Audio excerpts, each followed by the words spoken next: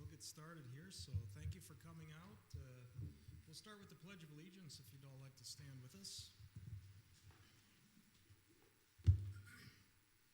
Pledge allegiance to the flag of the United States of America and to the republic for which it stands, one nation, under God, indivisible, with liberty and justice for all.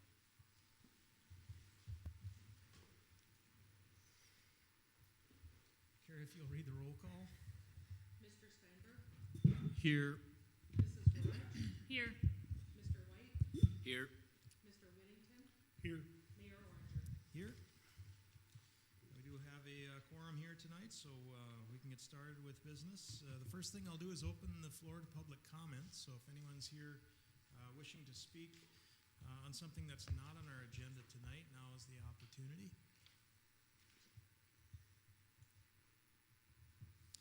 All right, then we'll move on. Council, you have the agenda in front of you. Any modifications or additions to tonight's agenda? Mayor and City Council, we do have one addition. We've got a proposal from Clint Adams Concrete, and Public Works Director Brian Gettle will review that agenda item when we get to that. All right, we'll add that under new business. Any other modifications? Then I'll look for a motion to approve the amended agenda for tonight. I'll make that motion. I'll second it. We have a motion and a second. Is there any other discussion? All in favor say aye. Aye. Any opposed? And that carries.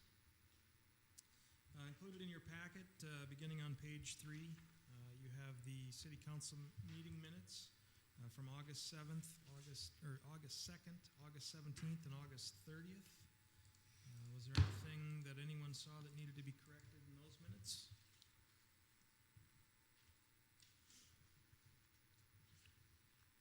All right, seeing none, I'll look for a motion to approve those minutes. I'll motion. I'll second. There's a motion and a second. Any other discussion? All in favor say aye. Aye. Are there any opposed? And that carries. Under the consent agenda tonight, just a note that we do have a resignation of Luke Longoria. That's on page 74 in your packet. Luke wasn't with us too long, but that's included as an item in the consent agenda. Is there anything that anyone would like to have pulled for further discussion?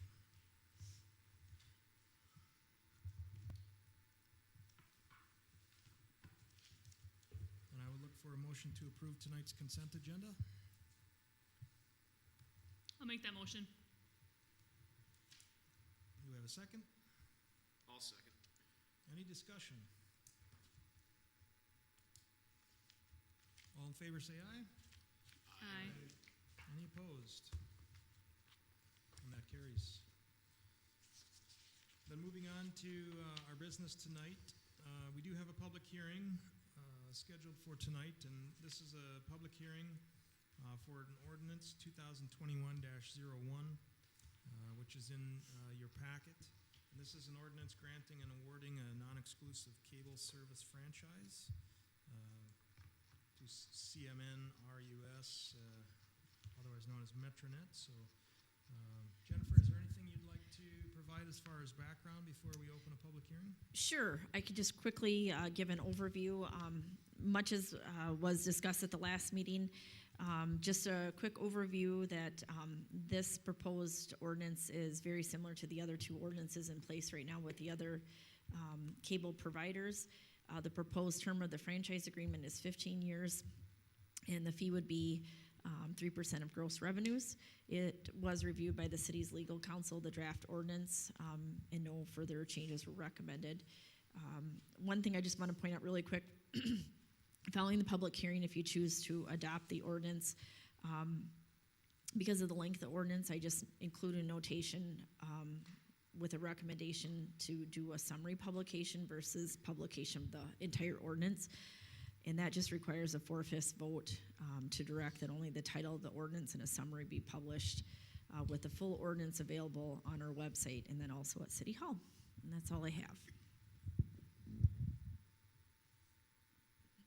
All right, so then, moving forward, if we adopt the ordinance, then we should have a second action to do the summary publication. All right, does the council have any questions in regard to the franchise agreement with Metronet?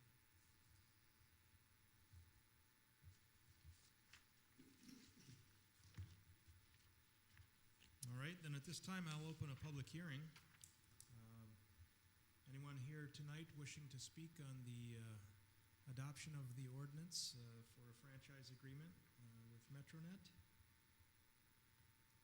Now's your opportunity to speak. Anyone wishing to speak?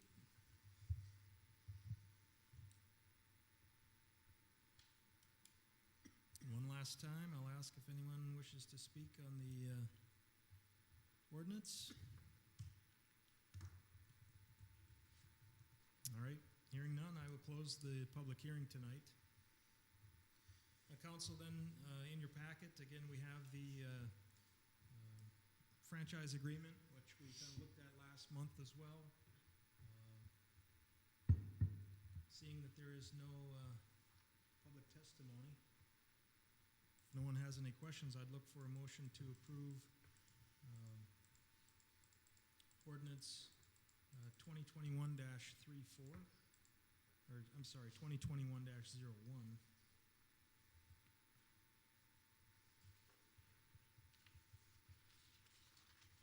I'll make that motion to approve that.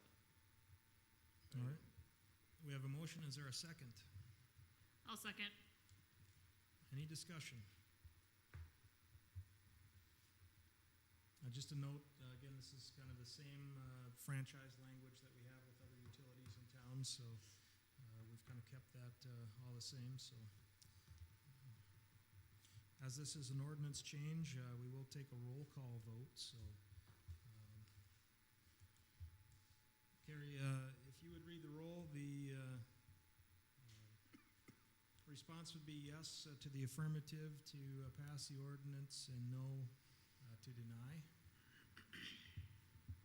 Mr. Steinberg? Yes. Mrs. Rorich? Yes. Mr. White? Yes. Mr. Whittington? Yes. Mayor Oranger? Yes, and that carries.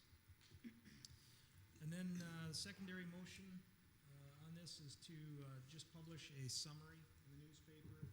We will post the entire franchise agreement on the website. So I'd look for a motion to approve the publication of a summary agreement. That's resolution 21-34. No, I'm sorry. That's okay, Mayor. That's just a motion, not a resolution. Yep. So I'd look for a motion then to approve the summary publication. I'll motion. I'll second. Is there any discussion? All in favor, say aye. Aye. Are there any opposed? And that carries.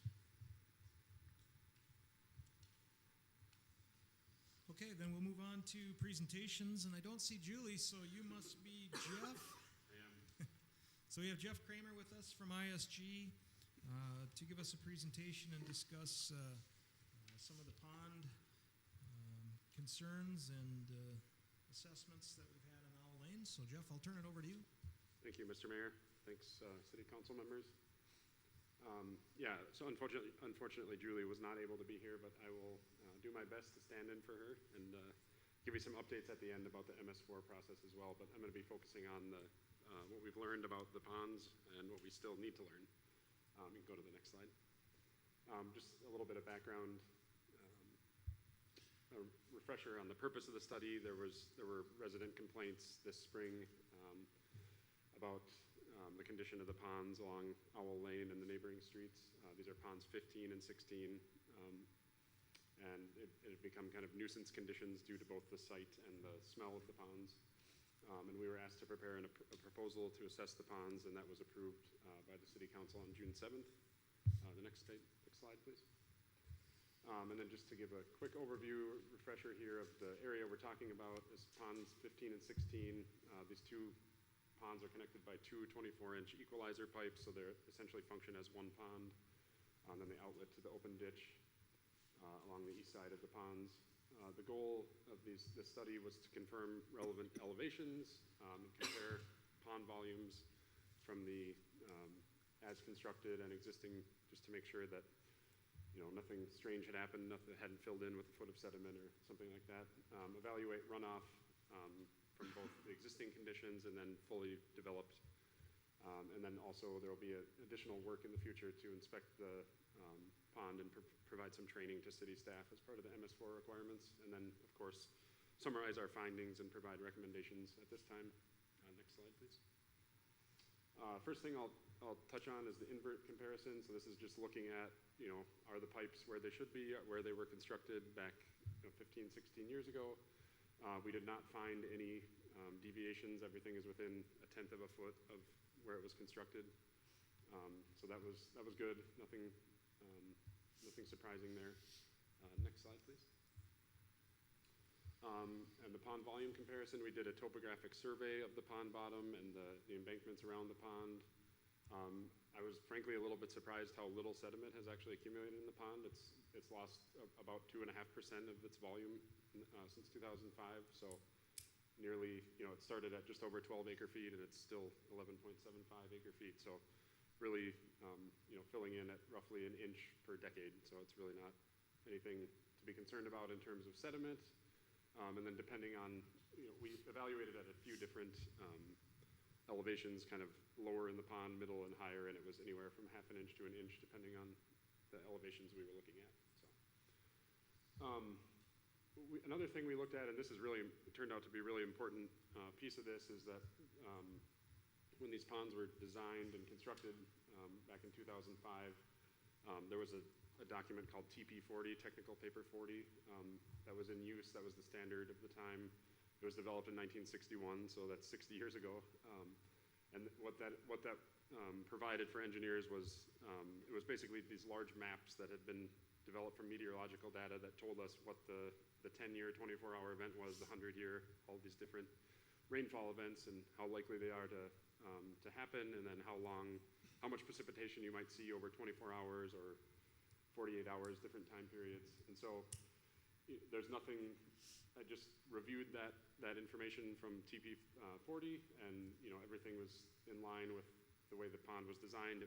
There was no error there or anything, but there was a document called Atlas 14 published by NOAA in 2013, which used new meteorological data from more stations, and we see a pretty dramatic increase, especially as you get to the less frequent events. So we're showing the 2 through 100-year events here. The blue bars are the TP40 rainfall amount for a 24-hour storm, and the orange are for the new Atlas 14. So you can see it gets pretty dramatic once you get to 50 and 100-year events. In fact, the 50-year event with the new data with Atlas 14 actually exceeds the old 100-year event, and we actually see a 24% increase in the 100-year. So it's all the way up to 7.25 inches now. So we evaluated that just to provide kind of some other context for these ponds, and just to kind of compare it. If these were designed today, if this had been done 10 years later, what would things look like? So next slide. And then the other thing I kind of touched on the TP40 and Atlas 14, and then we looked at the existing and fully developed land cover. So once this entire area is developed, what is the runoff going to look like? How does that affect how much these ponds are bouncing during storm events? And then looked at that as constructed and existing pond storage, which I talked about is not a major factor because there's still so much of that volume remaining. I think, did you skip us? I think there might have been something in between there, sorry. Yep, no, that's all right. So the results, we actually created 8 different models, so we were able to kind of isolate each of these different variables. So we could see what was more, the most important thing, what was driving this. That's a typo, excuse me, that was supposed to be pond 15. So these results I'm talking about are for the larger pond, which is where the outlet structure is. The results in pond 16 are very similar, that smaller pond, because they're, after all, connected with pipes. But there is an increase in about of the peak water surface elevation during the 100-year event of about 8 inches over, if we consider sort of as constructed conditions versus future conditions using the updated hydrology, updated rainfall data, and fully developed land use. And that increase is driven approximately 90% by that increase in rainfall depths. So the rest of it is land use a little bit. Just, you have more roofs, more driveways, more pavement. That creates a little more runoff as well. But it's still mostly about that additional, almost 1.5 inches of water that you would expect to see if you do have a 100-year event. And then another thing worth pointing out here too, I don't know that this is any cause for concern, but if we're considering the conditions with the old hydrology, the pond was able to contain all the way up to the 100-year event.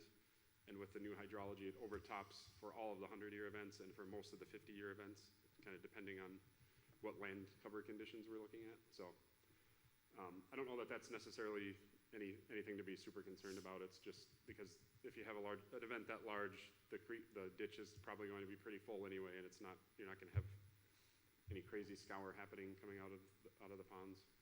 Next slide, please.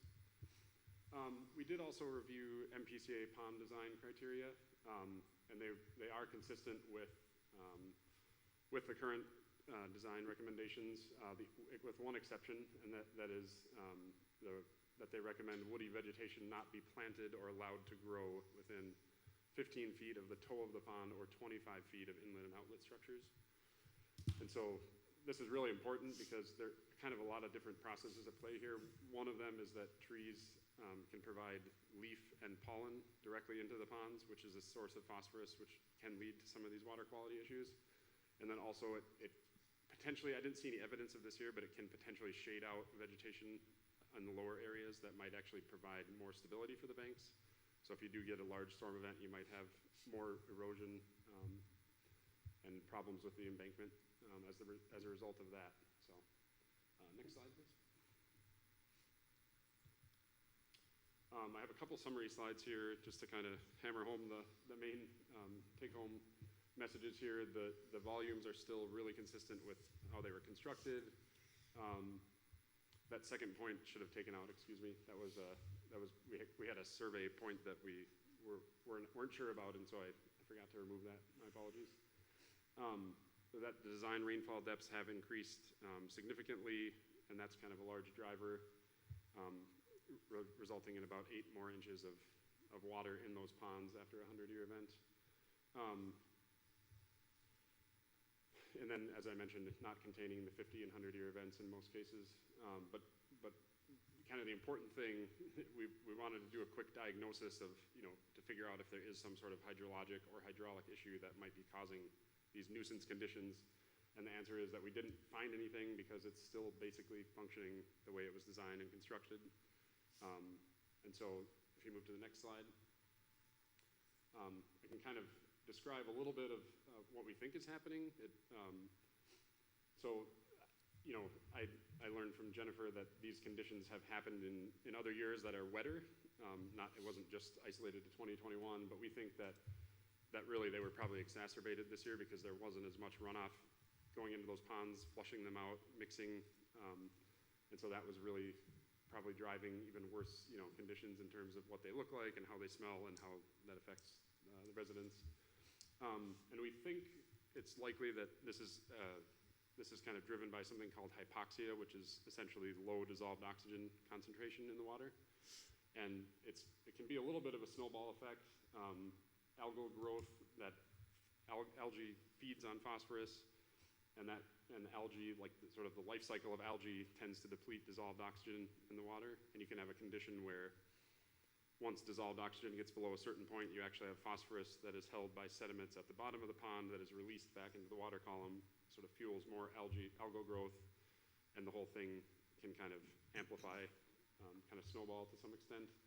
And then this year, just the lack of mixing and outflow of we don't know what the phosphorus concentrations are in the pond, but I'm guessing they're fairly elevated.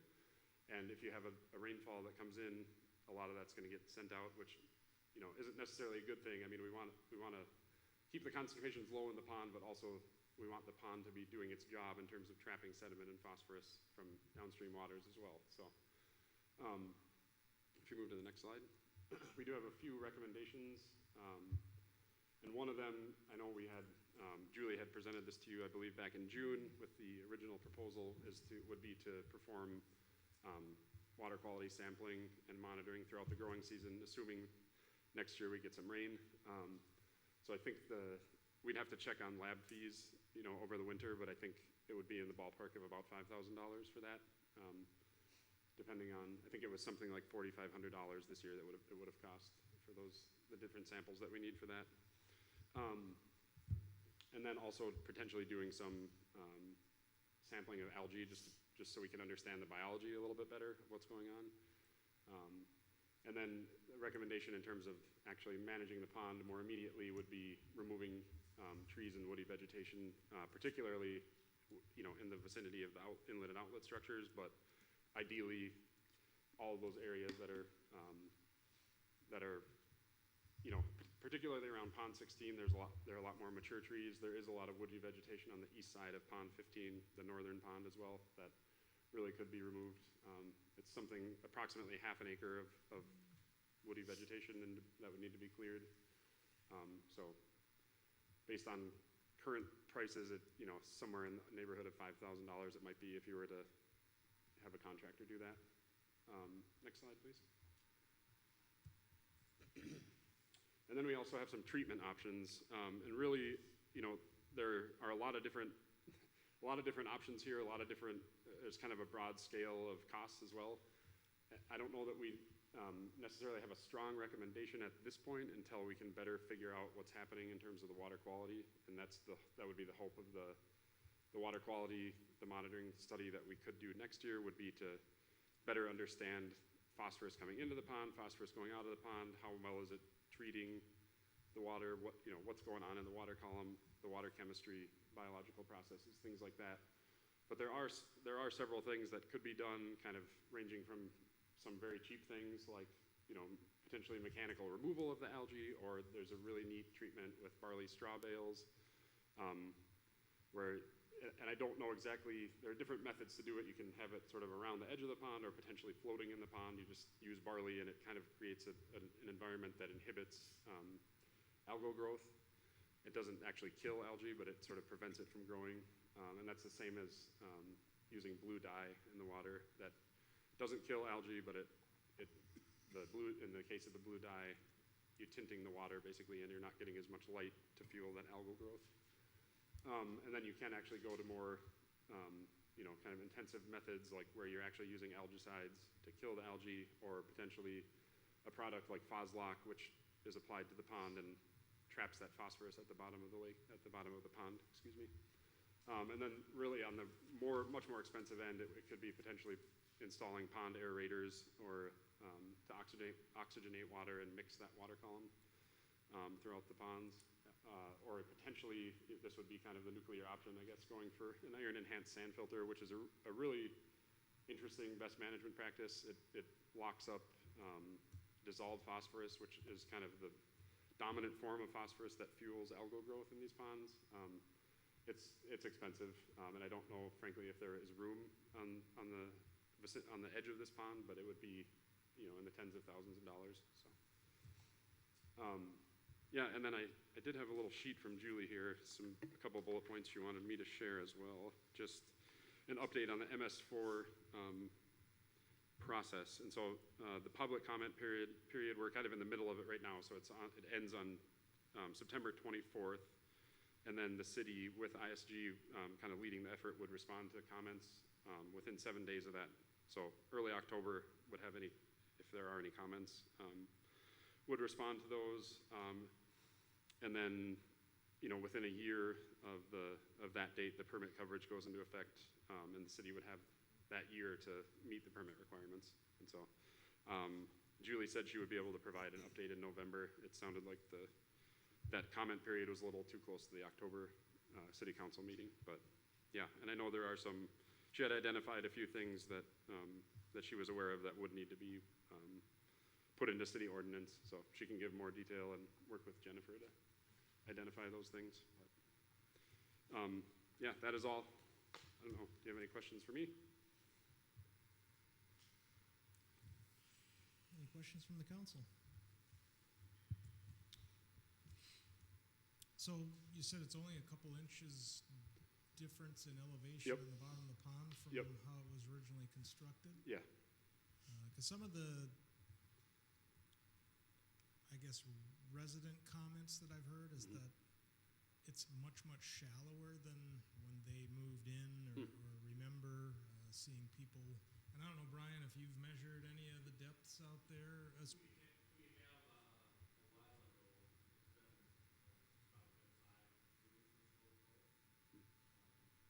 Were you finding changes or?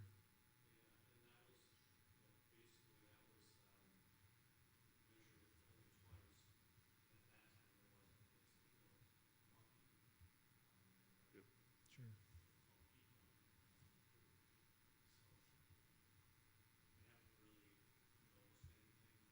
Okay. Yeah, that's one kind of public comment that Sure. we would get is that it's much shallower than Okay. they recall. I've never walked in it. Yeah. I don't know that I've ever seen anybody walking in it, so I can't say, Yeah. Yep. how deep it was or if it could have been built, even deeper than Yeah. than planned, I guess. Yeah. Well, so the comparison we're using is actually a survey that was done after construction. So Oh, okay, yeah. good. Yep. So yeah, we don't see that in the survey data, but Well, it's sometimes not. it's just anecdotal things that Yep. people, Yep. it's much shallower than it used to be. Yeah. And I mean, it could be I don't that know that. it might be in one or two spots, but we didn't see anything even comparing them. Our topographic surfaces, we didn't see any areas where it was, a foot here or a foot there. It was all very minimal. Okay. A question about phosphorus. Sure. So it seems like over the years, MPCA and everybody's been kind of ramping up the phosphorus penalties. Like Mankato at the Minnesota River may have to pay penalties for phosphorus levels, and so ultimately, where we sit here drains into the Lusua River and Yep. then down into the Minnesota and back through Mankato. I mean, is our minimization of phosphorus leaving our ponds a benefit to phosphorus levels in the Minnesota River? Yes. Ultimately? Yeah, no, I do. Yeah, I know what you mean. It is, yeah. And we went through, as part of the MS4 permit renewal process, we did an analysis. There's a lot of different kind of levels of complexity that we could use. We use what the MPCA recommends and prefers as a very simple analysis. And basically what we do is look at drainage areas draining to each of these best management practices. If it's a wetland or a pond or a swale, whatever it is, they have we know from these different land uses approximately how much phosphorus or sediment is draining away to these water bodies or to these BMPs. And then based on the type of practice, we know how much it's designed to capture. So there's really no site-specific data other than that. It's pretty rough, but that is, I don't know that it would be worth it, anyone's, the taxpayers' money, I guess, to do a study just to quantify that, to see what the benefit is downstream. I guess my take on it would be that, well, you're satisfying the MS4 permit requirements as far as the state is concerned. And Well, from your position, is there any scuttlebutt, any talk of phosphorus penalties yeah, in a drainage area? Yeah. I mean, is that something that's discussed amongst the MPCA people? And I'm not aware of it, Okay. but I'm not necessarily involved in those discussions either. well, I so, can just see yeah. somebody saying, "Hey, Yep. here's what we're going to do. Yep. We're going to start testing all of these stormwater ponds, Yeah. and if you're elevated, now you pay Yeah, a fee or whatever." And Yep. I think, I do a lot of work on TMDLs, if you're familiar with those, total maximum daily load studies. So if you have an impaired water body, you do a study to figure out how much reduction you need in order to meet the the water quality standard for fishable, swimmable waters under the Clean Water Act. And so that's really these reductions that we have to show as part of the MS4 renewal process come from those studies. And so, as I said, using the MPCA, the methods that they recommend, everything happening within the city of Eagle Lake and leaving the city of Eagle Lake is totally up to the standard. But what I have seen, I guess, is more, it tends to be more like based on point sources, which I guess the city MS4 technically is a point source, but I'm talking more like large industrial facilities or wastewater treatment plants where it's not, I don't know that I've ever heard of a penalty, but there are, I guess, a penalty in a way where they have a new load allocation that they might have to ramp up their phosphorus removal from their, whatever it is. I've worked on the Lake of the Woods, and they're up there, it's paper plants, and so, but I haven't heard anything about, related to an MS4, I guess, or a city stormwater, so. I was just curious as if that's something that we need to Sure. look out into the future on. And Yep, understood. any other questions from the council?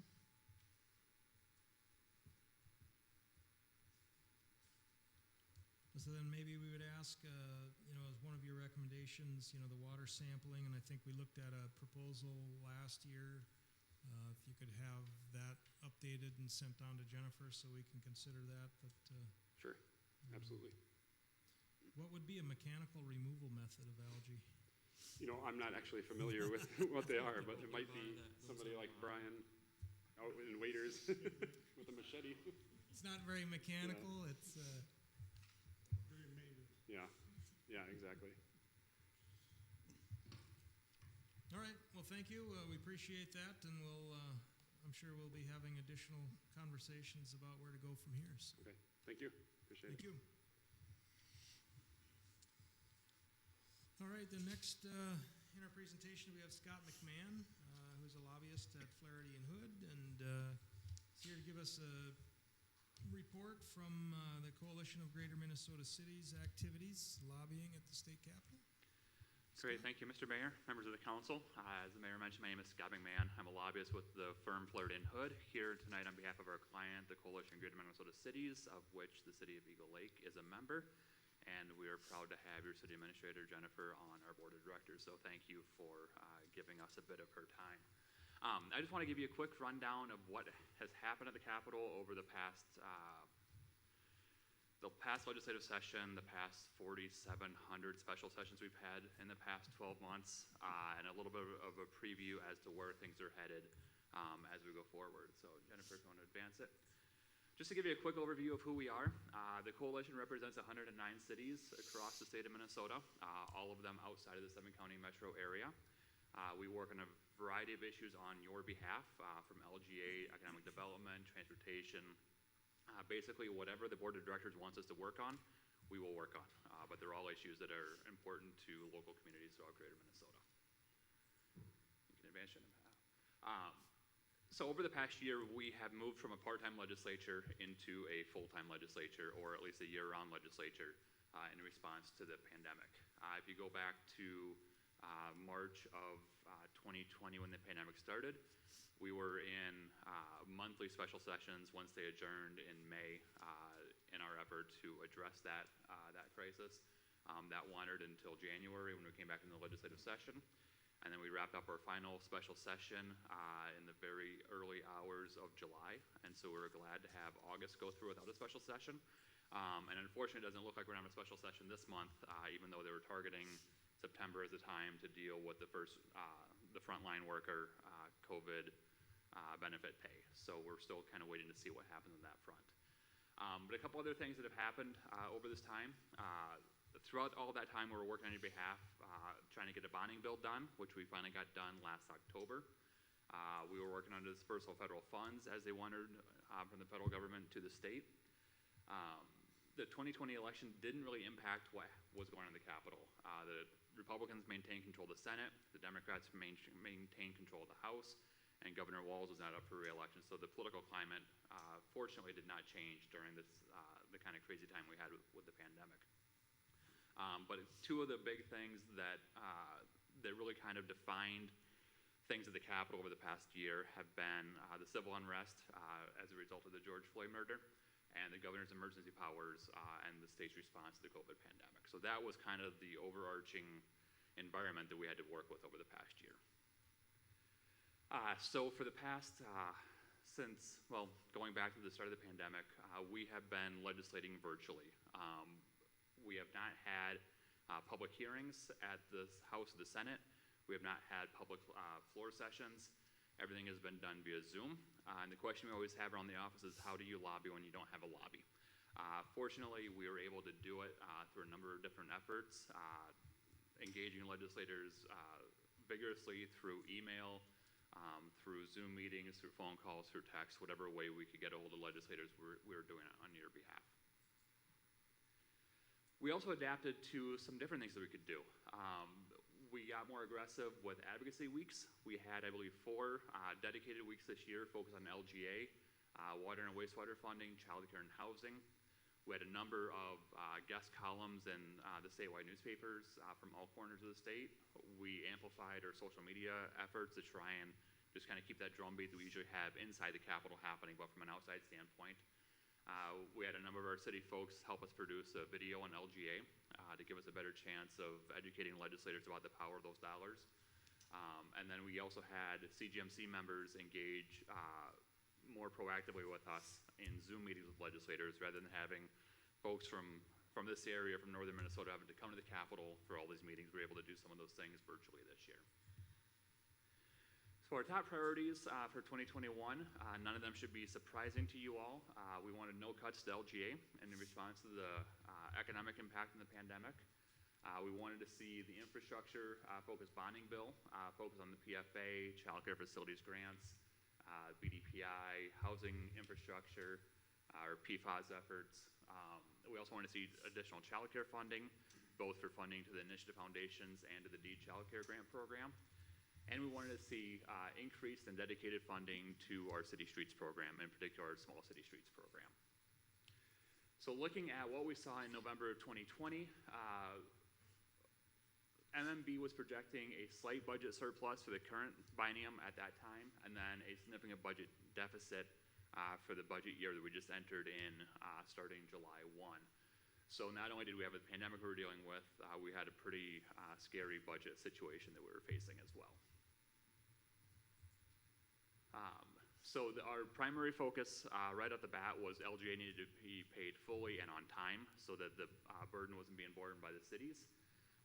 We aggressively made sure that LGA was essential during the pandemic and the state's response to it so that those dollars were flowing to you in the time schedule that you all were anticipating on them when you set your budgets.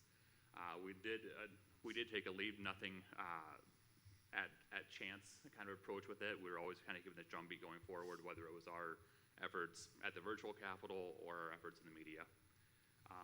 And then we had a great guest column published in February that appeared in news medias across the state on this issue. So this gives you a sense. This is a few of the folks who were highlighted in the LGA video that we put together. If you want to see it, there's a link there. Jennifer can send that out to you all anyway.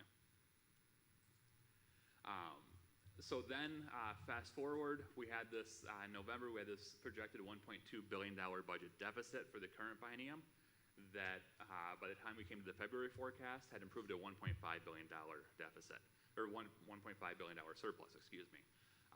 This was good news for 2 different reasons. One is the state's budget situation was in a much stronger position, which was good for those of us that were advocating for strategic investments. But more importantly, it meant that Minnesota's economy was recovering. Businesses were opening back up.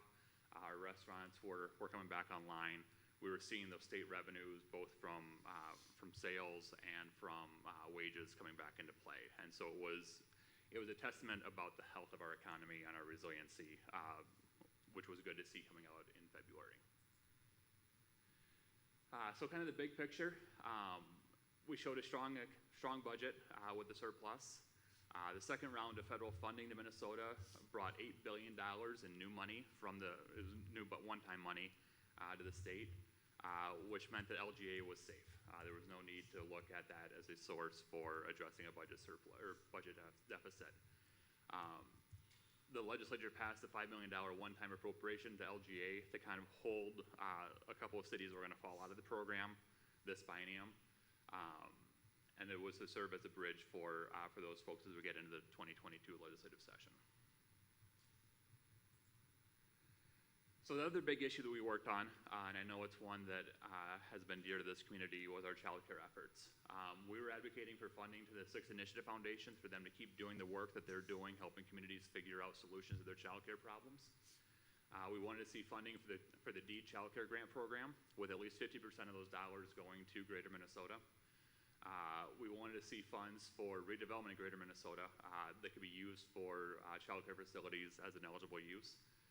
And then we wanted to see funding for child care facilities at DHS. So all those things were included in the bills this year. So I haven't talked with Jennifer for a little while as to kind of where the child care conversation goes here.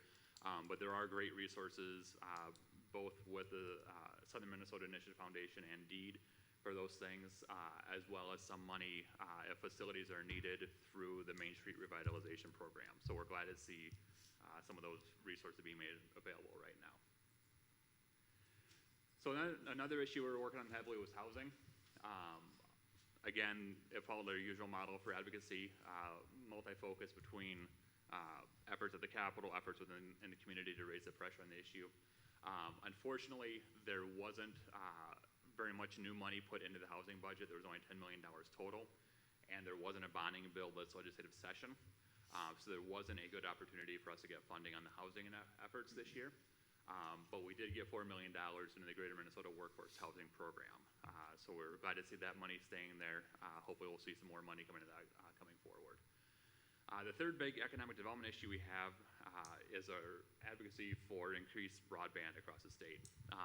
We were able to secure $70 million for the Border-to-Border Broadband Grant Program. This is the largest investment in this program since we helped create it about 8 or 9 years ago. Unfortunately, it fell short of what the governor's broadband task force says Minnesota needs to maintain our efforts to reach our 2026 goal of 100 download, 20 upload. We need about $125 million per biennium on that front. So hopefully we can come back next legislative session and advocate for those funding so we can stay kind of on task with that. And the reality is the bulk of the shortage that we have in Minnesota on broadband capacity is in Greater Minnesota. The metro is about 98% of that 2026 goal. We range anywhere in Greater Minnesota from about 40% to 95%. So the bulk of that investment, that $70 million, will be going back into Greater Minnesota communities. So another issue we worked on, and this is one that I'm not going to attempt to correctly pronounce the words that are up on the screen there, but this is our efforts on PFAS, which are the per and polyfluoroalkyl substances. PFAS, it's the chemicals that have been in our groundwater situations coming from industrial pollution. This is an issue where there's becoming more and more pressure on communities to address this issue as we deal with our wastewater treatment facilities. Unfortunately, it's not something that we can address at the wastewater treatment facility. The technology just isn't there yet. So we have to accept it in our systems from the water that we pull into the system, but we don't have the ability to treat it as it comes out. And so we've been pushing back heavily on the legislatures. They've kind of looked at cities to be the place that we can deal with this.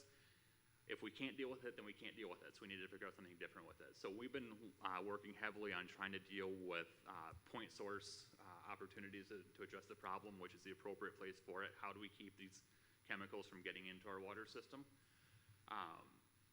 And so the legislature funded our effort to get a municipal source reduction initiative done at $600,000. So we're glad to see that investment coming through.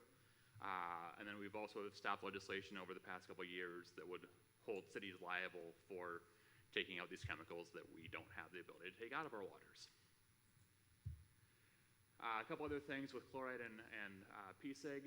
More than 100 cities may face chloride limits in their permits. As you're looking at new developments, I'm not sure where Eagle Lake or the Mankato area comes into play on this one. But these are things that we're working on. Some of the environmental and licensing things. I am the last person you want to have from Blurred and Hood speak on these particular issues. So if you do have questions about either the PFAS or the PSEG issues, let Jennifer and myself know, and we can get you in touch with Liz in our office who handles all of these complex words that that don't fall into my usual bailiwick. This is the problem when you send the economic development guy to come talk science stuff. So the 2020 bonding bill, we finally passed it in October. We were dealing with monthly legislative sessions to try and hopefully get this one done. It ended up being the largest bonding bill in Minnesota's history at $1.87 billion. We had a lot of great things included in this bill. We had $8.2 million for the BDPI program, $270 million for water infrastructure, $116 million for housing programs, $30 million for local bridges, and $75 million for local roads. This has been a multi-year effort to try and get a bonding bill with this level of investments in greater Minnesota, so we're glad to see it. We were hoping to see a bonding bill come through the tail end of this last legislative session. That didn't happen, but the 2022 bonding or legislative session is a typical bonding year, so that'll be a #1 priority for us going into January as the session builds up. So as we look at things in the bonding bill, it's going to be water infrastructure, it's going to be economic development opportunities, housing, childcare, local roads and bridges, all the things that we always talk about. So keep in tune with us as to where things are going to go from that front. So one area that may be of interest to this community is we did get funding for the Small City Streets program this year. It's been a couple years since we've had funding for that. What we've been hoping for is for dedicated sustainable funding that's ongoing for communities of 5,000 citizens or less. We helped create this program, but it's only been funded sporadically. In the 2021 session, both the House and Senate passed dedicated ongoing funding. But we weren't able to get that dedicated funding included in the final negotiated bill, just with the types of dollars that were available at the time. But we did get $18 million in one-time funding for the Small City Streets program, which we're glad to see, but it just means we have work cut out for us going forward to try and get that to be a dedicated source going forward. So this gives you a sense as to what it's going to mean for Eagle Lake. If you look back in 2018, and Jennifer can hopefully correct me if I'm wrong on this one, the city should have received $20,000 roughly from that program, and then it didn't have funding in 19 or 20. Based off of that funding that we got this year, you should see $47,000 come to the city from this fund. Unfortunately, it was only funded for the first year of the biennium. So you'll have this money in 2021-22, but there won't be funding right now for the second year of the biennium, although we'll be talking with the transportation committees next session about putting some more money in that program so we have funding in 22-23. So looking ahead to 2022, we're already working on the efforts. We had conversations at our summer conference. We've been meeting with legislators about these issues. One of the big things we're probably looking at is a redo of the formula for the local government aid program. It's been about 10 years since we've done that, and about every 10 years, the variables in the program kind of fall out of line with what's going on. Both the House and Senate tax chairs have indicated they have an interest in doing something next session looking at that formula. So we anticipate that'll be a primary focus of our work on your behalf. We'll be hopefully working on a large bonding bill, which will probably, again, be one of our top priorities. One of the big things that's going to happen this next year is redistricting, which likely won't have a role in the legislature. It will probably be decided by the courts, as it has been for the past several decades. But that's going to have a big impact on greater Minnesota. We're seeing more growth in population. We're seeing growth in population in both the metro and greater Minnesota, which is great to see, but we're seeing significant more growth in the metro, and so we're going to see a shift of political power shifting towards the metro away from greater Minnesota. So we'll have to see kind of what that means for us going forward. And then as a result, all in the next election in November 2022, all House, Senate members and the governor will be up for re-election. So a couple of events just to put on your radars. One is we have our fall conference coming up in Wilmer, November 8th, 18th, and 19th, where we'll be talking about a number of these issues I've laid out, including some of the redistricting things from the standpoint of what it means for cities as these population numbers come out. And then our legislative action day will be March 2nd. We are planning on this being an in-person thing this year. We're still waiting to see whether or not the legislature will be opened up for the next legislative session. So we'll keep you all posted as to where things are headed from that standpoint. And then if you want to keep up to date as to what we're doing, great resources are always our website, our Facebook, our Twitter, and then we have a pretty constant stream of YouTube videos coming up. So with that, I have exhausted my points for the evening, but I'm happy to answer any questions that any of you may have. Anyone have any questions? Jennifer has one. Small cities assistance, do we know for sure if it'll be in 2021 yet? Like when the LGA gets distributed in December, or is it possible? I'm just trying to think of just kind of with budgeting, if we think it's going to come in 2022 or. You know, I have not heard what their distribution date is on it. I will check with Shane and see if he has a sense as to when those dollars are targeted to come out. Thank you. Just a question on the budget forecast, went from deficit to surplus. Was that due to federal dollars coming in, or? Part of it was due to federal dollars. That was not taking into account the $8 billion that the state got. And obviously, a portion of that $8 billion wandered out to the cities and school districts and other entities. But that was really focused around the health and vitality of Minnesota's economy coming back. And those numbers have been maintained. We get monthly revenue outcomes, and Minnesota's economy has been outperforming month after month based off of that February forecast. So we're doing better than we had anticipated.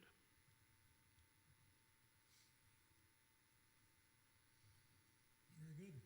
If there's no other questions, I know your priorities for the year are basically our priorities here. We could probably tap into each and every one of those areas with items that we need to address. Well, and one just closing comment is there are a number of one-time buckets of funding out there, in particular on the child care issue. And there's substantial buckets right now.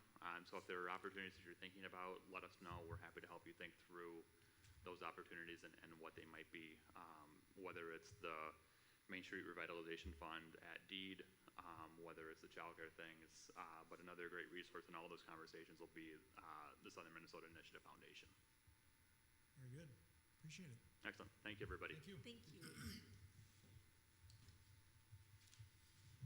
And then moving on, Rick DiMartini has arrived here and just in time to has a request for the allowance of an LP tank on his property. So, Jennifer, is there anything you need to address us with, or just turn it over to Rick? We can just turn over to Rick. I was just going to pull up real quick while you're talking, Rick, some information I sent out to the council on this. So, go ahead, right ahead. After our last meeting mentioning about the LP tank, I talked with Scott Borgmeyer about who he contacted and what was going on with it. He referred me to a gentleman by the name of Brad, and we had a lengthy conversation about how they have to get the gas line up underneath the railroad tracks and how costly it was. He said, being that the amount of gas that we're going to be using for Angela's business based off the LP purchase that for our farm right now that we're going through with the pressure washers being LP and the heat and everything that's going on, that it might work for them to run it underneath there, but he has to do some calculations. He did inform me that it would not happen this year. He said that they are 6 to 9 months behind. So in that light, we have no other choice but to ask if we can have an LP tank until, if they can put it in, if we want to spend the money to have it put it under, if they don't want to pay for it, and so forth. All right. Do we know if Jim Johnson's building is on any sort of gas service? I don't think he has a tank there. I'm not sure. Brian, do you know by chance?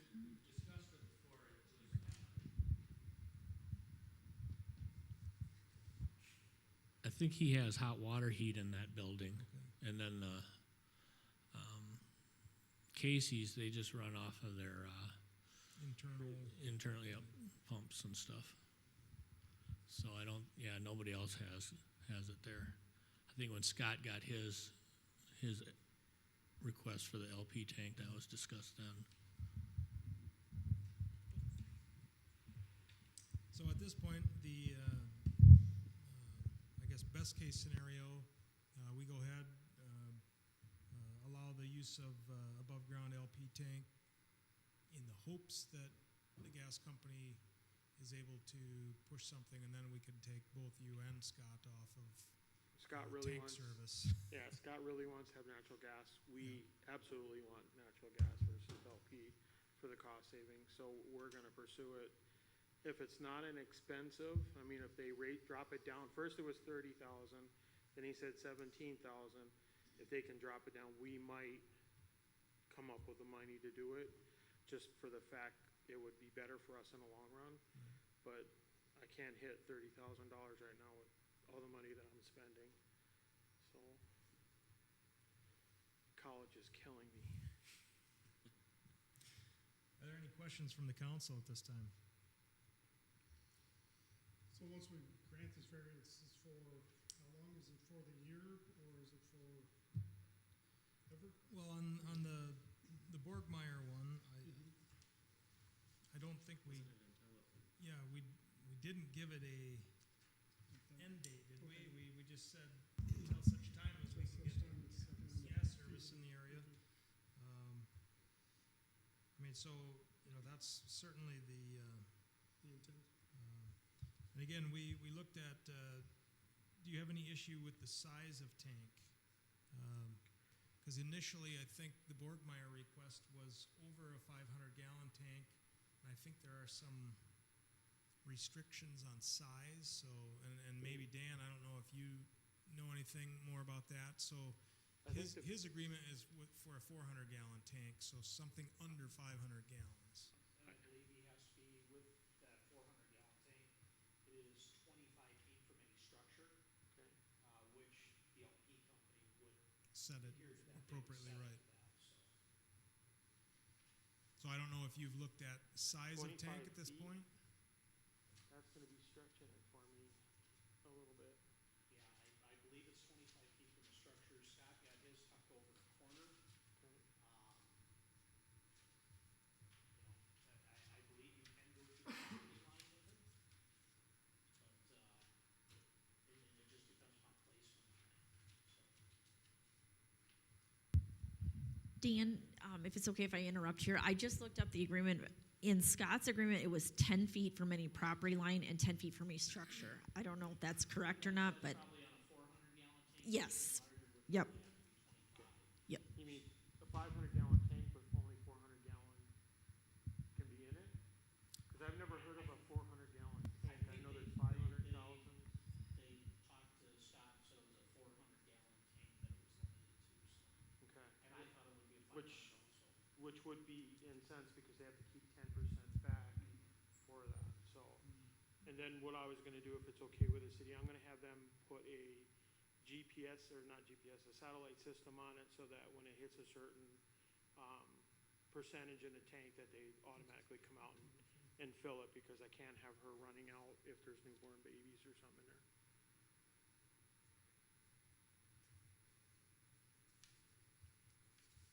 Which is a little unit like this, if you guys ever seen them, that live out in the country or whatever.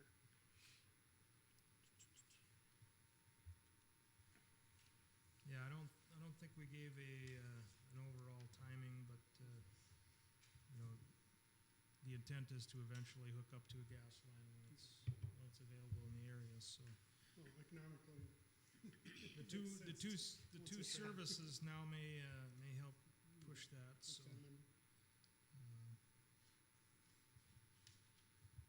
So if the council doesn't have any issues, I'd look for a motion to approve the conditional use agreement for the installation of a small LP tank, and then I would have staff kind of make up the agreement similar to the Borgmeyer agreement, so we can get you information that we can kind of tick off as a checklist for, you know, distance from buildings and the size of that tank, just so Okay. that we can work together on where that is and how big that is, so. I could, mark it off eventually when you get it, and then Brian can come out and check Yeah. it. If that's okay with him.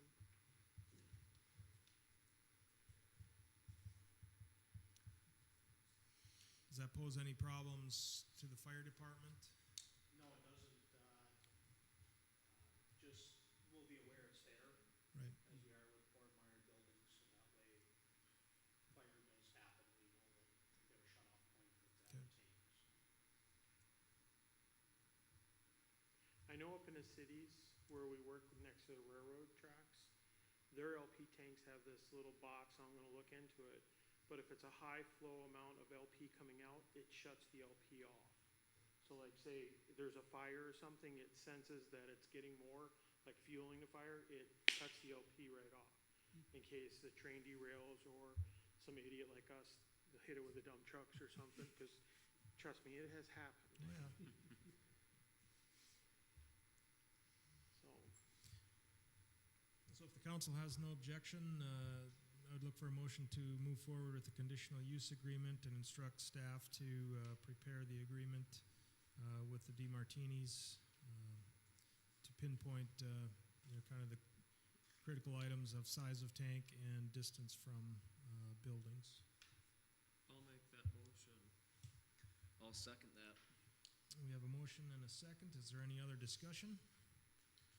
The only thing I would have is it noted, and I was trying to look quick in Fort Myers, that the tank has to be in the back of the property? Or I would assume that's where it would go, right? They would just have to have fill access to it. Okay. That's not something in the front corner where it's Unless it's a propane dealership. no, we wouldn't want that. Not after what we're spending. No. So, just a light note, you guys can say no or not. You know, I have that little dirt pile right there. I'm gonna go level off for the new building for them to start building that here next week. What about, can I drive Angela's SUV up on top and leave it there with her lettering? I don't know if we have any requirement in code for that. She doesn't want it, but I kinda wanna do it because it'll take her off a little bit. and then it rains and it stinks. Huh? I have an open motion on the table first before we talk about that. Any other discussion on the motion? All in favor would say aye. Aye. Any opposed? Well, that carries. So what did you want to put on the dirt pile? Tank? Is she Her listening? Nissan Armada. She just got it all lettered up and she's been keeping it like on the side of the building over there. And I'm like, why don't you just drive it up on that dirt pile?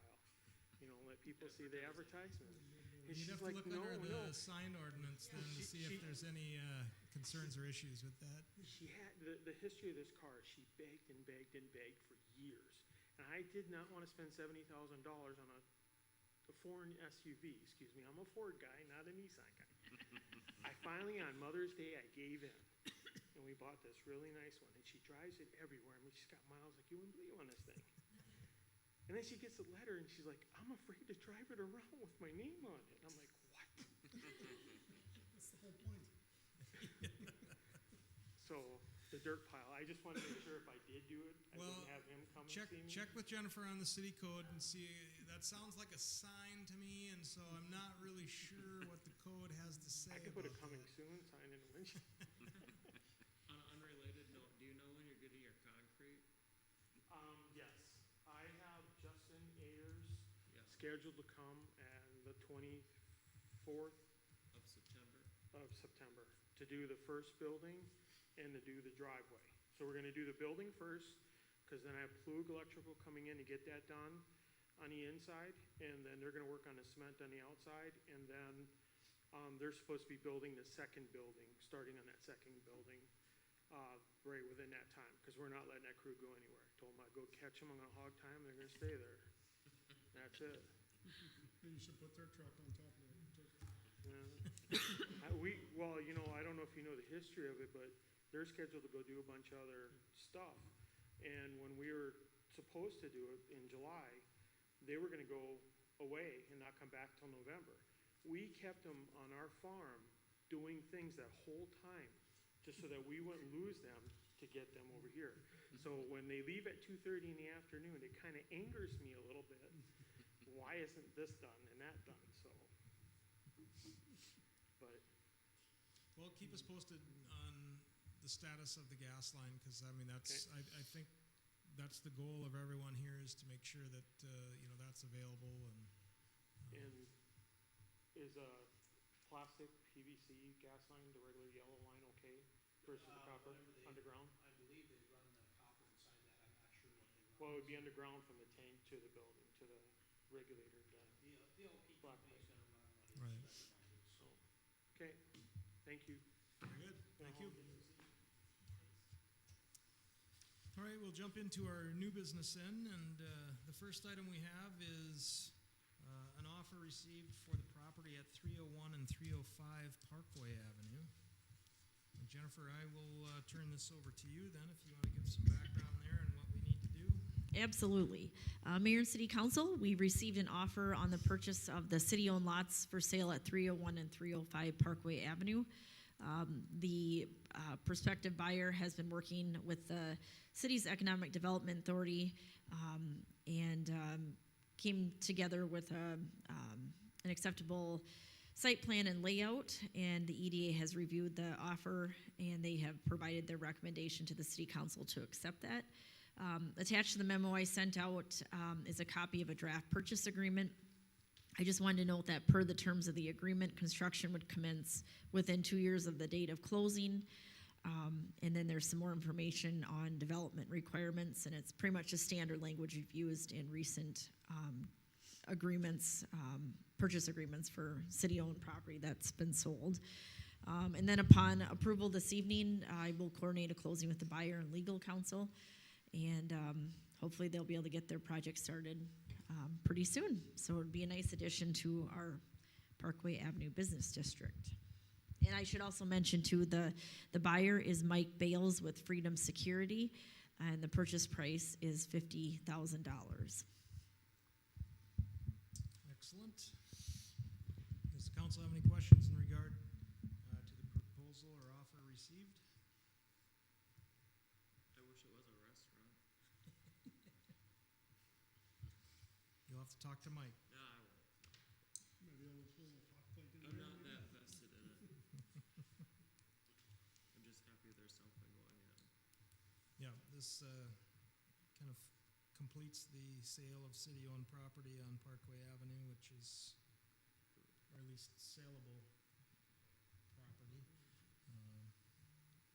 So if there's no questions or concerns, I would look for a motion to approve or accept the EDA's recommendation to approve the offer received for 301 and 305 Parkway Avenue.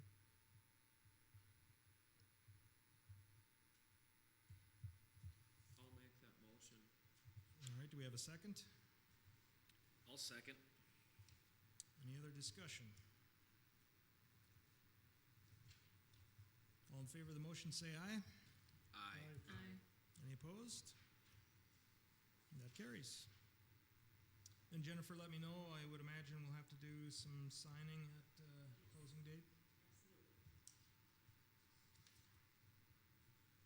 And we can bring the sign in. The for sale sign can go away. We bring that in, Brian? Not yet, you gotta wait till closing, Yeah. trust me. It's broken from a true realtor. All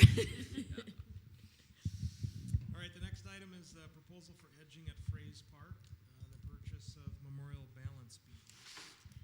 Mayor and City Council, attached in the packet that you received is a quote to purchase edging for Fraze Park, similar to that at Eagle Heights and Lake Eagle Park. And the pricing that Brian obtained is in the amount of $4,477.08. In addition to the purchase of the edging, Councilmember Beth Rorich has been in communication with Public Works Director Gettle to talk about a memorial balance beams to be installed at Lake Eagle Park, and trying to coordinate the ordering of that to save on freight costs. The cost for the beams, I understand, will be paid for using donations made for that memorial. So the city would front the costs, and then I'm assuming get reimbursed later on. So if you see a purchase coming through, that's what that is for those. So I don't know if Brian or Beth has anything else to add, but We will be seeking approval tonight to purchase the playground edging, and then also to purchase the balance beams with reimbursement coming to the city funds. Is there anything to add?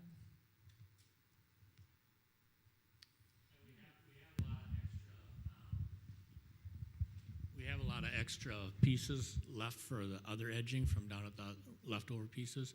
So obviously there won't be as many needed, but so this is what we do need to finish Fraze Park off. So we have about a half a pallet left from previous. All right, we've still got money available in the park fund to pay for that, so.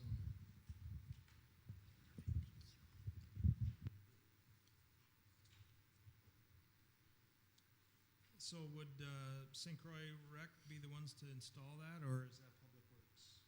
The beams, talked with Brian, and Public Works said they are more than capable of doing that, so, But the edging then? and the edging, Brian said he was comfortable with that too. You can do that too, so. Yep. Can that would still be the fall work? We could get that done yet this year? I didn't talk on when they were shipping it, like how soon. Yeah.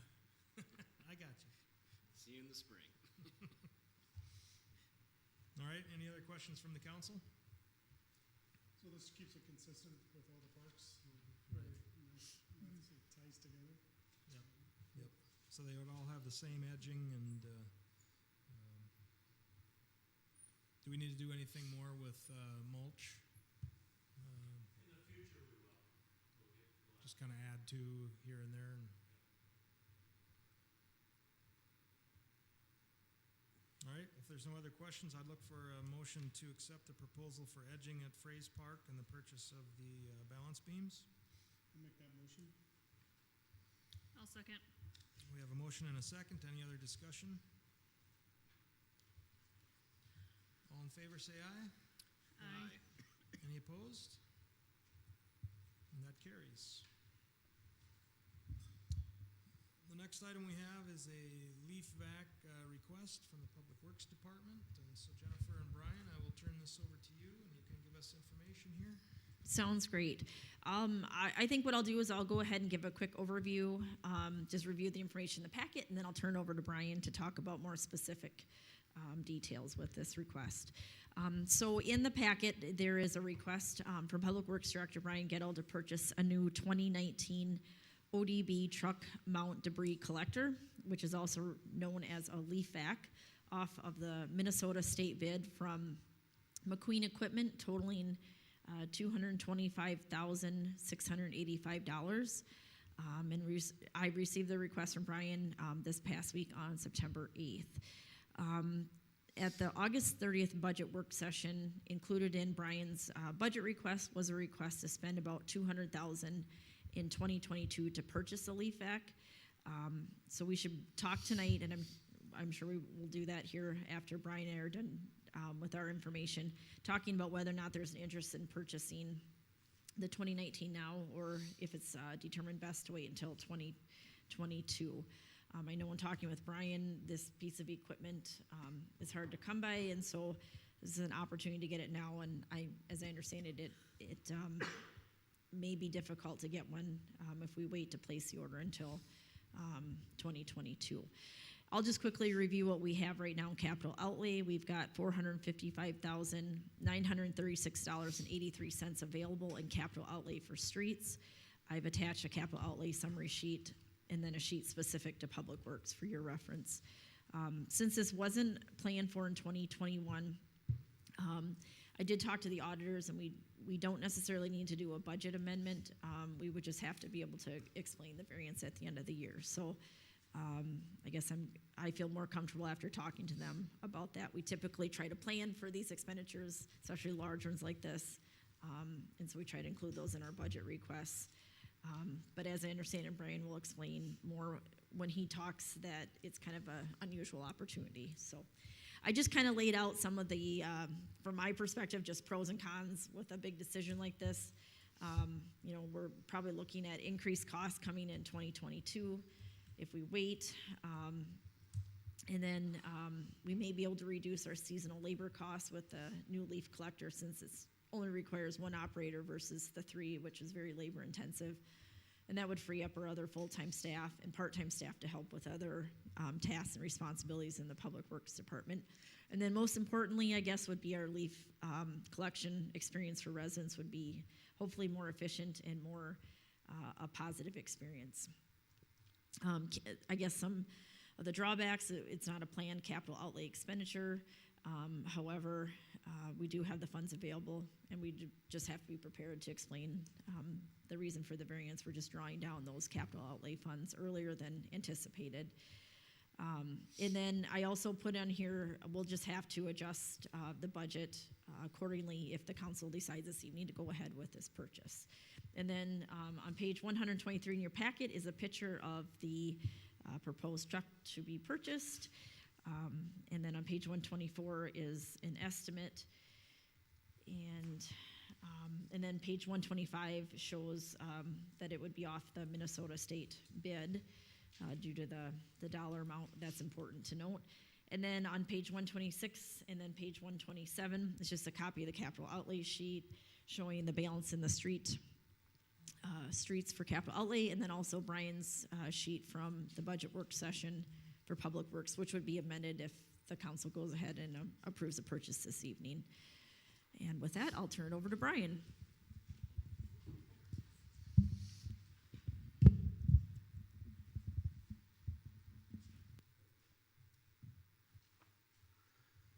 So this is the leaf vac. It's basically like the one that we looked at, I think it was a couple of years ago, set up the same way. After the budget meeting and asking about prices of stuff and everything, Andrew and I, we were up to a class in St. Cloud where McQueen was set up. So we mentioned it to them that I'd like to get a price from them and stuff. And so he actually dropped by with this flyer and said that it is available. It's in Wisconsin at their other shop over there. So they would actually, I think how it would work would they'd send it over to their place in St. Paul, and then from there then they'd bring it down for us, and then they would have like a small training showing us how to operate and stuff like that if it's purchased. But otherwise, everything else is pretty much in there what it has, and so it's basically set up how we would like it. It'll say it's a dual steer, so you can drive it on either side like a garbage truck. So we could go down the road and be right on the curb line with it, and so one guy can operate it with a joystick. Is there any questions from the council? So the driver will operate the vacuum at the same time? Correct. Are the leaves then going on the curb, like on the grass, or on the street then? Well, you'll be able to move back and forth and up and down with the joystick. So it can stay in the grass, or it would stay on the grass ideally, or it would? Yeah, well, either or. Either You or, could, okay. yep. Is there multi-use for this? Or can you take the box off, or is that? No. No. No. We'd use it to clean out the catch basins also, like we do our other one. Yeah.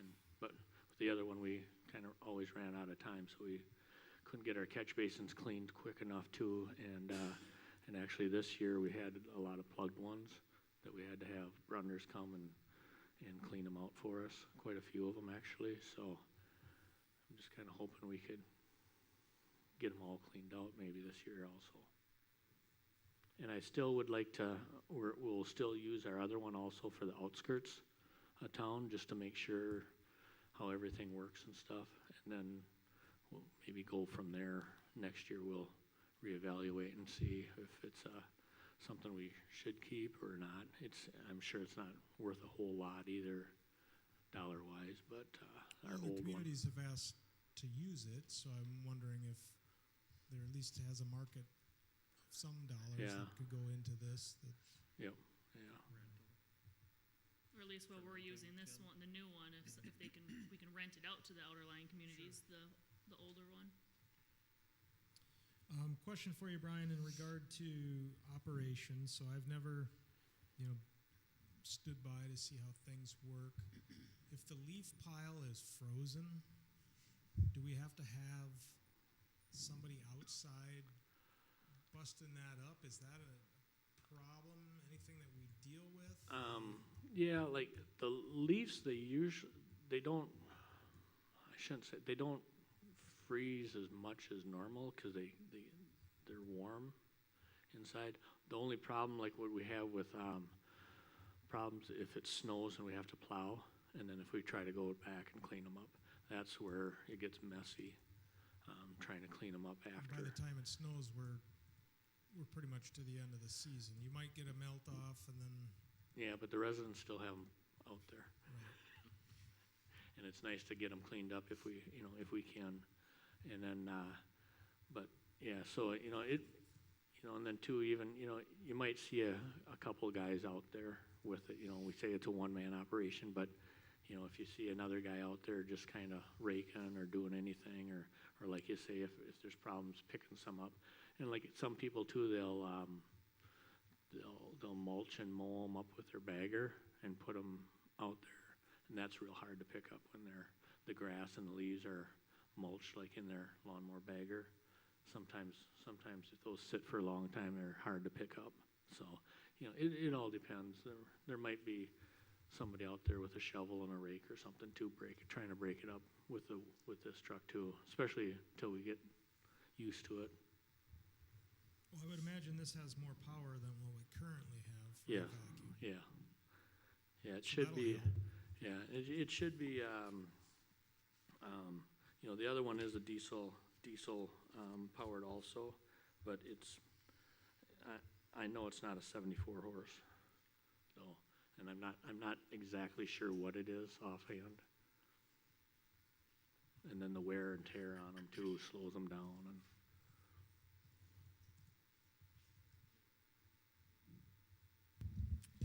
Can I ask a couple questions of Brian? You may have said this right, but I just want to make sure we review it. How long do you think the useful life of this piece of equipment would be? oh, it'd last probably longer than our snowplow truck. The truck alone will last forever basically. And then after a while, you'll probably have some repairs. Like our other leaf vac, we put a different impeller in it and stuff. And stuff like that. So there's some maintenance that'll have to be done, but otherwise, it doesn't get used a whole lot like the plow truck. So. This might be a dumb question to ask, but we previously talked about kind of doing a campaign on try to mulch your leaves if possible. But with the new, looking at getting this new truck, I mean, is that still something that you guys are going to be pushing, or was that more just because of the equipment and limitations? That was more so for the equipment that we had, but it still would be a good idea to, I don't know, it's a good habit to get into. It's good for your lawn also, mulching the leaves, but.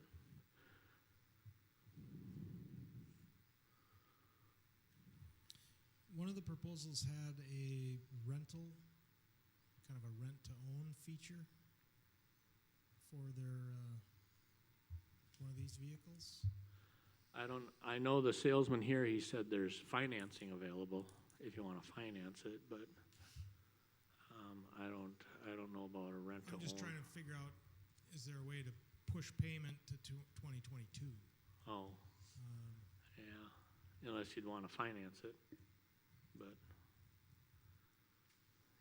I thought one of them had, like for $3,500 a week or something, you could rent. Maybe that was something that was previously sent out. If I may interject here, I did talk to the auditors. That was my big concern is would we have a big issue with our audit if we have this big variation? And as long as it's capital outlay funds, my understanding is it's not a concern. However, if we were gonna buy something that we didn't have the funding already set aside for it, that would be a huge no-no. So, I mean, it's kind of, feels like it goes against everything we're supposed to be doing when it comes to expenditures in city funds. But since we already have the capital outlay funds, we would just have to make sure we can explain we're spending down reserves already set aside. So it's definitely not something we're used to doing as a city, but it's, according to the auditors, totally permissible too. Well, then, another question, so the next item for business to discuss is hiring of part-time leaf collectors. If the council said, yes, let's go ahead and get this truck here, do we still need those Yeah. part-time guys? Yeah, because I wanted to keep the other leaf vac going also, and then they would be on that, so we'd still have, you know, like, Andrew would probably be more in charge of the new vehicle, running it and stuff like that. And then we have a couple other part-timers that are older and stuff, so they won't be on it all the time.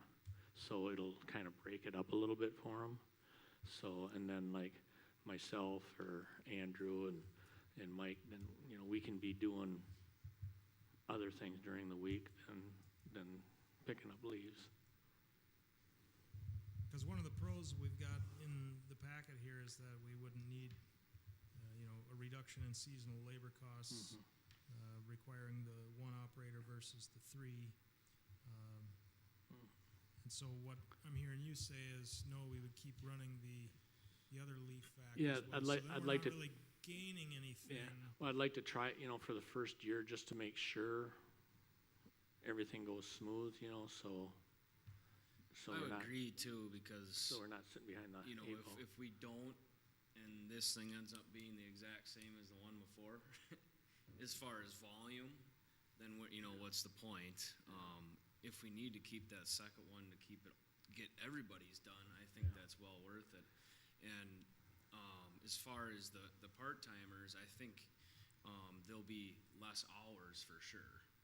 You know, right now, if you're part-time helping out with leaves, you're there all day. Yep. Where this seems like we would be able to kind of get away from as many hours anyway. Yeah, I'm hoping we can just work maybe half a day's picking up leaves. And then when that happens, then the part-timers will go home, Yeah, and then we'll go about our that business. makes sense to me. Well, one of the problems with the last one that resigned was didn't get enough hours. No, it was more, well, I think it was more that it was his wife wanted him to be, they're gonna start they just bought a new motor home, they wanna travel more.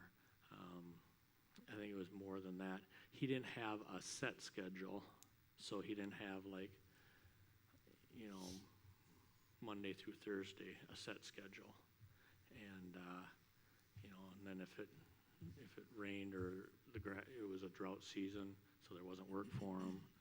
So that was kind of the deal there, that he didn't have the hours that way. But yeah, it was kind of, you know, a few different things. You know, he was retired. I don't know if his letter that he wrote, I don't know if you have a copy of that for the council to read. You know, he kind of explained it more so in his resignation letter. But yeah, it was more that I think it was more that he retired, and then he kind of wanted to start working again, and then he decided he liked being retired more than he liked working, and different things. Will we have any issues with, you know, so let's say we purchase the truck tonight. Let's say we hire 2 seasonal part-time helpers that are interested in helping out. Do we have any idea whether these 2 would say, wow, our leaf vacuuming is so efficient, I only got 12 hours of leaf vacuuming this month, and this isn't worth it for me, and I'm out. Do we have any sense on, I don't. are they looking to I don't know. It's a chance you take. Well, pile money in their pocket, or just, I got nothing better to do, so I'm looking for, you know, a little cash in my pocket Yeah. and just helping out? Yeah. Well, I think that's what we're trying to work through this year. you know, and if there is no hours, that's what we bought this for, so then, you know, from here on out, Yeah, we just don't hire leaf guys anymore. yeah, it's a very So- short season, you know, Yeah, it's it's, couple months to, Well, you know, on the weekends, everybody puts their leaves out. So Monday, Tuesday could be a very busy Oh, day for very leaf busy. back, maybe even to Wednesday. But even if the first week, Andrew, or whoever's driving the new one, says, I got this and it's going great, we drop the old one, are those part-time seasonal guys open to, let's go get the rink ready, you know, or you know, let's paint the dasher boards, let's get the fence up, like, you know, do some of those Trim, miscellaneous things that trim aren't- trees. yeah, right, you know, so like their Yeah. temp help, There- and there's kind of stuff- that there's seasonal stuff comes to up, do. and it's just temp help to quick get some stuff done that has been lingering for a while. Correct. I think too where the mayor's going from, and that's something I feel kind of strongly about too. I think we need to, with our part-time help, kind of like you guys are saying, depending on, you know, looking at that Monday, Tuesday, Wednesdays, just make sure that because if somebody, they don't want to wait around their phone. They want to know, you know, if we could say you got 1 or 2 days a week for sure, maybe more, but for sure these days we'll come out with projects. I just want to make sure we don't lose staff because, you know, they just don't want to wait around and get a phone call. So I it's feel good like to there have should some be enough to consistency. do. Yep. Even If if we could it's just like tell 'em- Monday, Tuesday, Yep. Thursday for one, and Monday, Tuesday, Wednesday for another, or Right. something. Where if it's not picking up the leaves, it's more of a seasonal or a temp help versus a seasonal, Correct. just to do whatever's needing to be done. Because I would hope that once we get this going, that it's running how we'd want it to, and we can drop down to just the one, unless we have a big windstorm and it blows a Yeah. bunch of leaves down or something. Or Mr. Rikus starts moving all his out, and you're there for the full day. It'd be just You nice just go in to- his yard and just start yeah. getting them right out of his yard right away. Yeah, it'd be just nice to get the leaves picked up right away and stuff, so people aren't saying, well, how come you're not at my place yet? You know, it's been a week. You know, I got my leaves out. it'll hopefully help with plowing too. So I think there's a couple of things for me. One is we've been talking about potentially not doing this anymore, so what we're saying with this purchase is we've committed for a long term to 2 continue. feet jumping in. Yep. Yep. We are doing this. You don't like it, that's tough. We got a $300,000 truck you gotta drive. The second one is I still would like to see a kind of a communication campaign about, you know, being able to mulch and removing some of the burden potentially. And I also like to see kind of a calendar of when you're gonna be where around the city that we could publish to say, you know, you're coming down Thomas on the 14th, you know, it's, Yeah. I know it's, It's very hard to schedule something like that because, yeah, and why if we've you got we've tried- part-time help that are supposed to be doing that and you've got that schedule, Yeah. why would that outside of some of the depending on how many leaves drop when, yeah, it's, And where. yeah, and Well, yeah, but so we always just did it, but you know, instead of from, driving around town looking for leaves, you know that you're gonna be. from, yeah, maybe from, essentially- yeah, we've always done from Linda, south and then from Linda north and just broke it up that, we'd do that for a week and then we'd switch over to the other side for a week. And then, but I mean, And as that's soon fine, as, we as soon as we're down the street, as soon as we're down past somebody, they're raking their leaves out. Oh, yeah, behind that's us, why I so- think, you know, is there a way that we can, not schedule leaves, but being able Yeah. to be more proactive to say, Yeah, you know, if you rake it out on the 14th, because we're coming through on the 15th, if you rake it out on the Yeah. 16th, we're not gonna be back till the 28th. Yep. So don't call us. yeah. Well, it's Right, hard too, because some leaves drop really early, and then Yeah. some other trees drop terribly late. It's and then, just, Well, and it's, but we're not making a single pass in the Yes. city either. So, yeah, so I don't know if there's a way to do that to where, yeah. residents may know more in advance. You can maybe do it the vague, we're gonna be south this week, Yeah, we're it gonna doesn't be have to be a north street. next week. Yep, and that's what we did in the past. Yeah. You know, and then too, as soon as you give somebody a schedule like that, something happens, Yeah, you know, everything from weather to Rains some or- yeah. breakdown or anything like that. Well, then if you're not there, then they're calling and saying, well, you said, yeah, you said you're gonna be here and you're not You've here. been out on the curb for 3 days, you haven't been here, so they're calling you. Yeah. What, so to follow off Councilmember Whittington's comment, John used to live in North Mankato, and I think they used to have a schedule. Maybe you want to tell us how that happened and kind of weather and all those things. Basically, they pick a neighborhood and they'd be there for a week.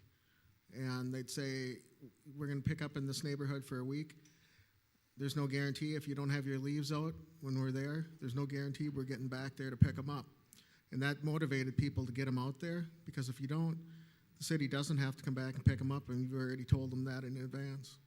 So that's kind of how they operated. Did they send you a postcard? Basically, they posted it on the website and in the newsletter. I just, totally understand about setting a schedule and missing a schedule and calls versus, ambiguity of where you're gonna be. And so there's, Well, which call do you wanna get? Yeah, and even like you said, if you can say a north-south at this point, and then we'll do one final loop at the very end for those trees that fall late. Just so that people aren't throwing them in their garbage thinking you went by, now we're done, or they're doing, stuff they shouldn't be doing. Yeah, they just leave it out there and then we plow And it. then And plow it's still there goes in the spring. The other thing I'd like to see, and I don't know if it's even possible and the people just have to hire, but I've noticed a lot of, especially in the older areas, the elderly that, there's one that, a couple houses down by your shop that they can't rake their leaves and they have massive trees and, our kids would just love to run through them. Are there different organizations within the community that could help volunteer time to go rake leaves? Like Vine has a program where they come out and they rake, and I don't know if there's any other. It just ends up everywhere. They come by and clean them up, and then a big windstorm comes in, and the neighbors' leaves all end up there. So trying to just work together as a community to get people to help rake, especially the older community, older residents that can't do it. Well, and I don't know if it was Vine that does Rake the Town, is that the program? So that they didn't do the last 2 years. Last year COVID? because of COVID, and the year before because of snow, I think. And so it never happened. Yeah. So yeah, we came out and did several homes in Eagle Lake, and so they have to sign up for it, so the groups know where to go. But there are probably 40 or 50 groups that are out on a Saturday morning on Rake the Town Day and doing it. And so Just getting the community together and doing it and helping. it's just a matter of getting people aware of Yep. that. It's out there. Make sure you get on the list. Get on the list. So then people can do that. So. Yeah, I would actually like to add what John just said. Here's and Officer John Kopp. Here's an example of the leaf pickup in North Mankato. It's a highlighted map of different neighborhoods, and it says, so I'll just give you an example. Okay.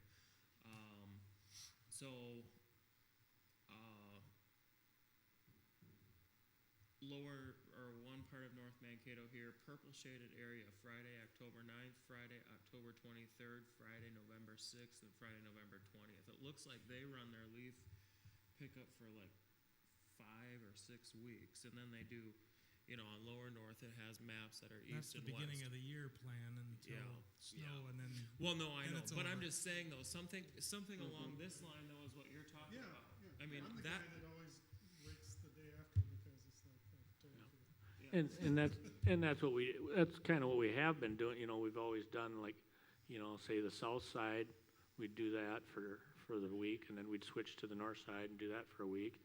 Then we'd switch back to the south side and do that for a week. We 'Cause can't you run alternate every it. day, right? Yeah, we'd do it. Yeah, every Yeah, I day, think and maybe we just need to polish that more on this Facebook page. I feel like last or 2 years ago there was something, wasn't there, that went out, or was there not? Maybe not. Yeah, I think we. Two of these. Yeah, I think we did. Yeah, we did. This is the city of Eagle Lake right here.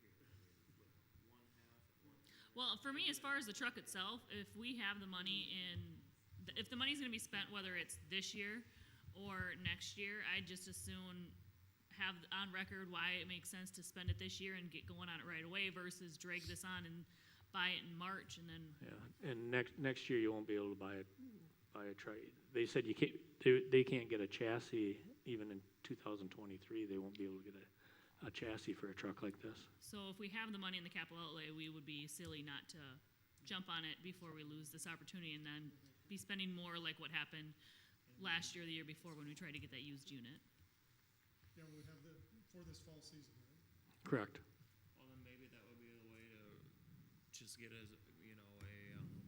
publication and say, well, here's our leaf back, here's our leaf schedule, and clarify.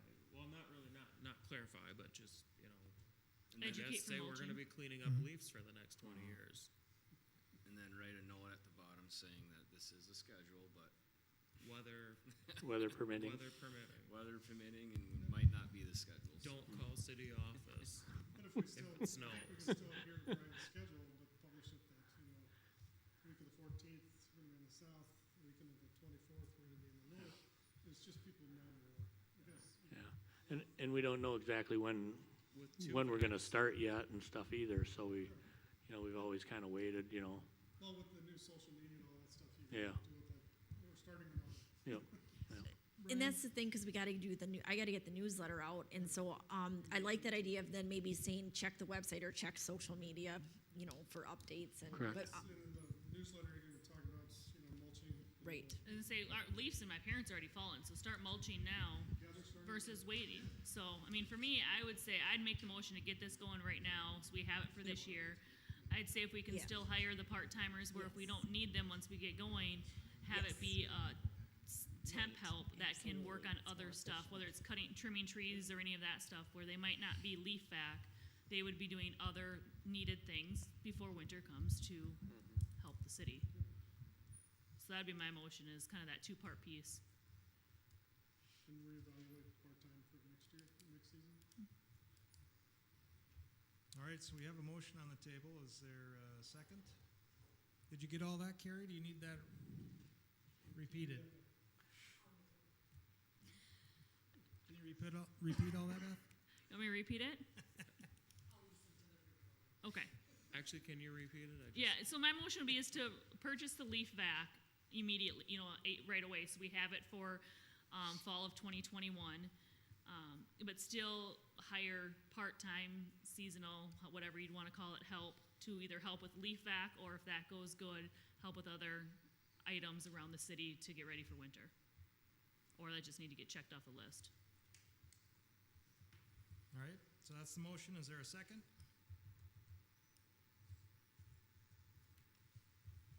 I'll second it. We have a motion and a second. Any other discussion? I would just add that we publicize a schedule, which we've done in the past. But just Schedule, the education. a schedule and pieces. educational components, just basically saying where it's gonna be on the map. Where And- you want the and- leaves, all that stuff. Like we used to do that all And the the time. reiteration that subject to change based upon seasonal weather changes. All right, any other discussion? So as part of your motion, you've jumped into the next item as far as hiring the two part-timers. sorry. So that is also included in the motion. So just, I want everybody to be aware that, Do I need to pull a half motion out and go into the next one?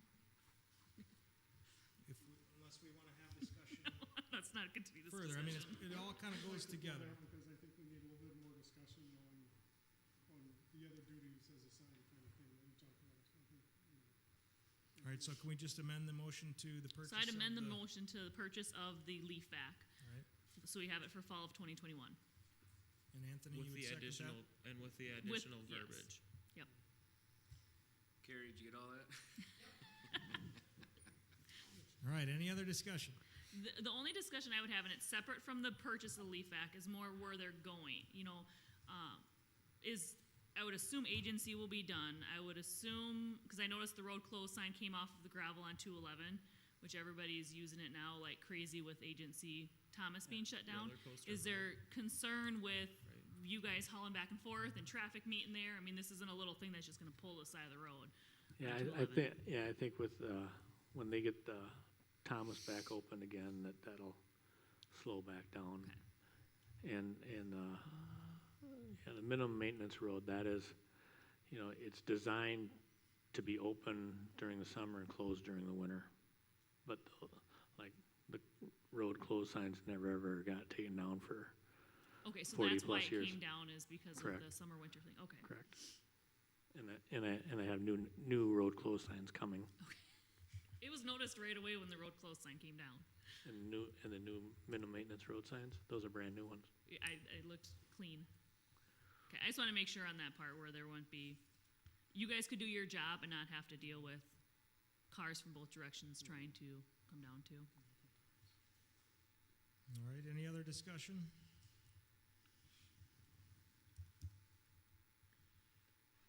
All in favor of the motion, say aye.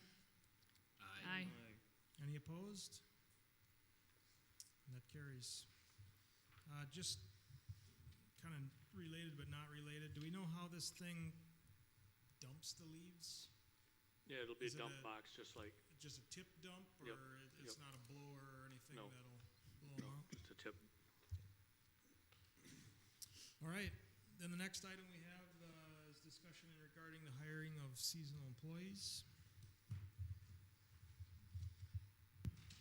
And so it looks like we have two applicants that we're looking at bringing on to help this year. Yes, sorry, my papers got out of order here. So prior to knowing that we were gonna purchase this leaf vac, we had advertised for, sorry, here we go, I have my papers all turned around here. We had run some advertisements, and got 2 applications. We interviewed, both applicants, and, we're both interested in the position. I guess just from a staffing perspective, I just would want to just emphasize that we're making sure that our operations are effective and efficient. So just because we've got 2 seasonal people, we would want to make sure the full-time staff and the part-time seasonal staff are being utilized, so we're as effective and efficient as possible. I guess that would be my recommendation, is just making sure that just because we have extra staff, we're, we just get as much done as we can. Correct. So. And two, I'll put in, so Larry Kuster, he just wants to help with leaf vacuuming. That's what his deal is. And then Teddy, he stated too that, he'd help do whatever we wanted. He's got a very good background with, he worked for Nicollet County, taking care of the grounds and buildings at, the courthouse and stuff in St. Peter. And so he's got good background, doing all kinds of stuff, and he said he'd be willing if we needed him to help with other things. So, and it's nothing set that he has to or anything, but he just put it out there that he's willing to help.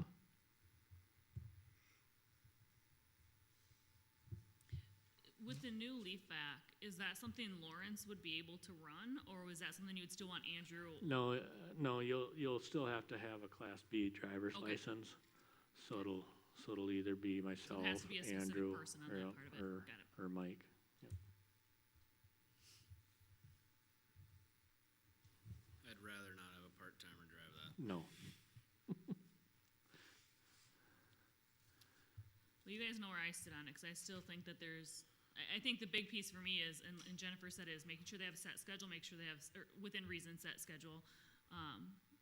But the list of duties where you're gonna be, painting the boards, getting fencing replaced, trimming trees, what's that list? And I'm sure you have a long laundry list of what it is, where we can start knocking some of those pieces that are getting neglected right now because of other larger, more pressing items. Correct.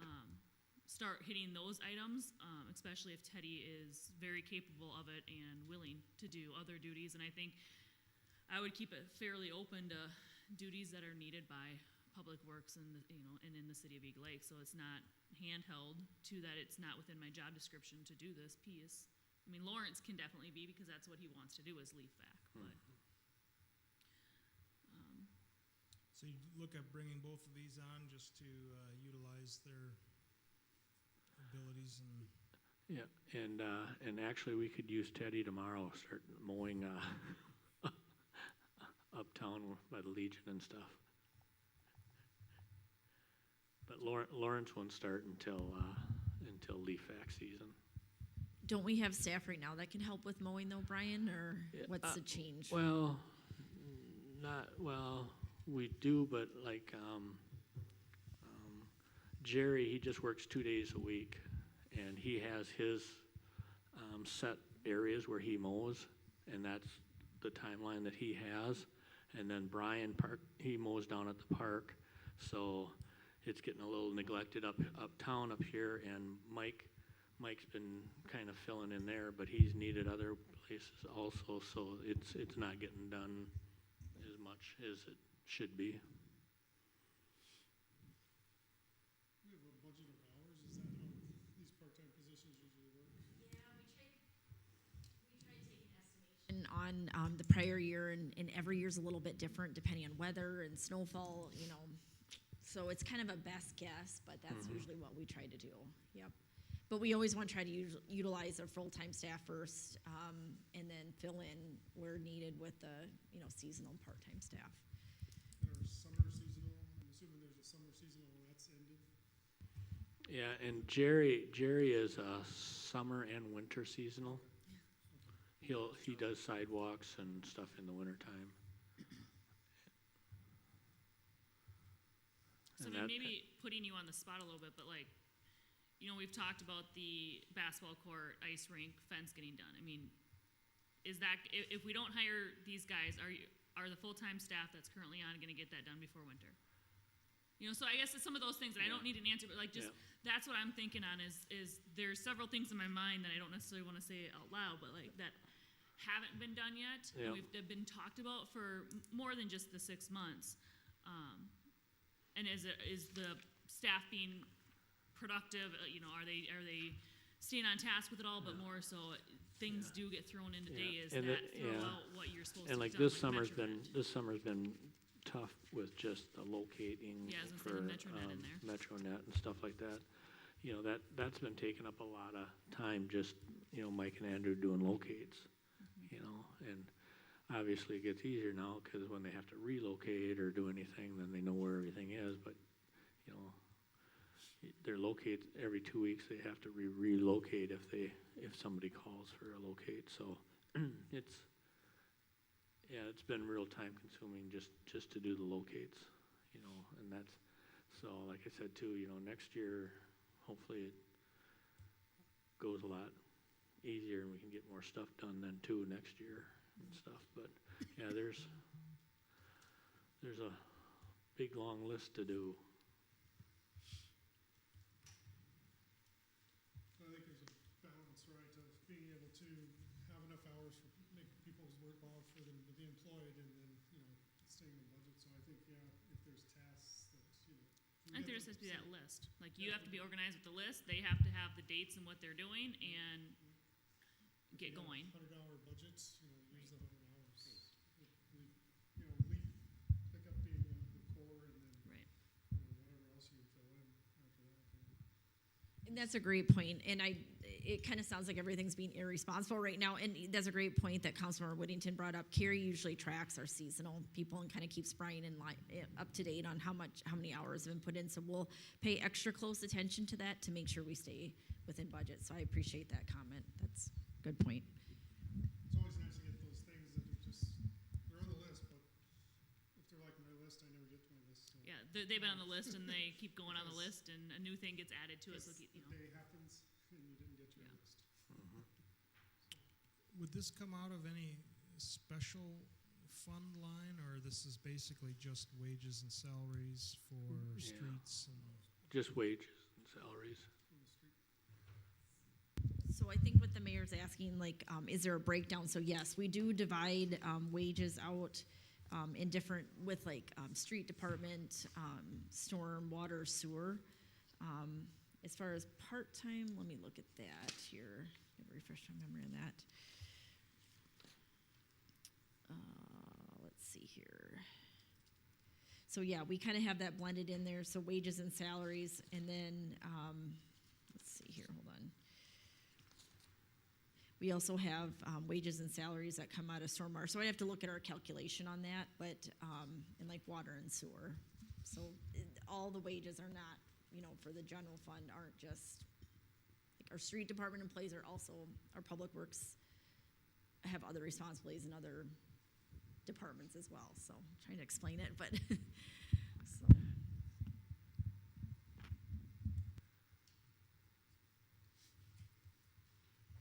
I mean, how many hours a week were you, especially from a leaf vac standpoint? I mean, so we had to have had it budgeted from even a leaf vac.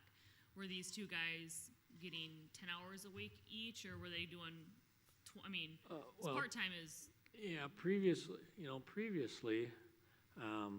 yeah, they're putting 32, 36 hours a week in, you know, the part-timers, just leaf vacking when, you know, when it was, say, you know, when Brian and then Les were doing it, you know, those two plus our other two full-times, you know, doing it, you know, they're all kind of doing it, you know, Monday through Thursday basically, and then the part-timers, they'd have off Fridays because of the hour type of thing, and then we'd just do like, you know, small pickup stuff or maintenance on the machines and stuff like that on Fridays. So I'd assume we would have it budgeted for at least even 20, if not 24 hours of each of the people in there to bring them in, if not for leaf vac and as needed for those 2 months. Yeah, and I think we're just gonna have to look at overall the hours, like Brian said, being a dry season, we're gonna have to look at how many hours we've paid already in mowing and then kind of go from there and work with tracking what we've Cause, incurred already. yeah, So, because each year when we do the budget, we just take and kind of, you have to look at kind of like what is an average that we usually use. There's no specific Yeah.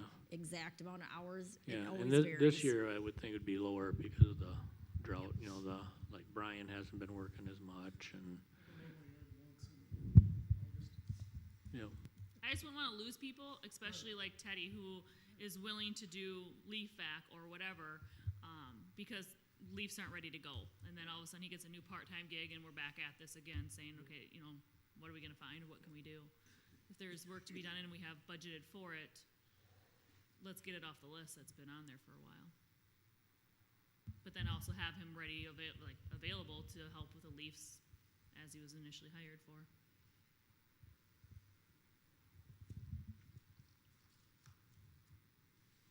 All right, any So- other questions? Just to follow up, if I may, Mayor and City Council. So I wasn't prepared for that question about the breakdown, but looking at our different employees in their distribution of wages. So like one of our part-timers gets his breakdown from streets, public, stormwater, parks and rec, and then water and sewer. And then like, for instance, our seasonal staff that helps mow comes out of streets and then parks and rec. So, you know, each one is gonna be a little bit different depending on the nature of what their job duties are, but just give you an idea of where there is a distribution there. So.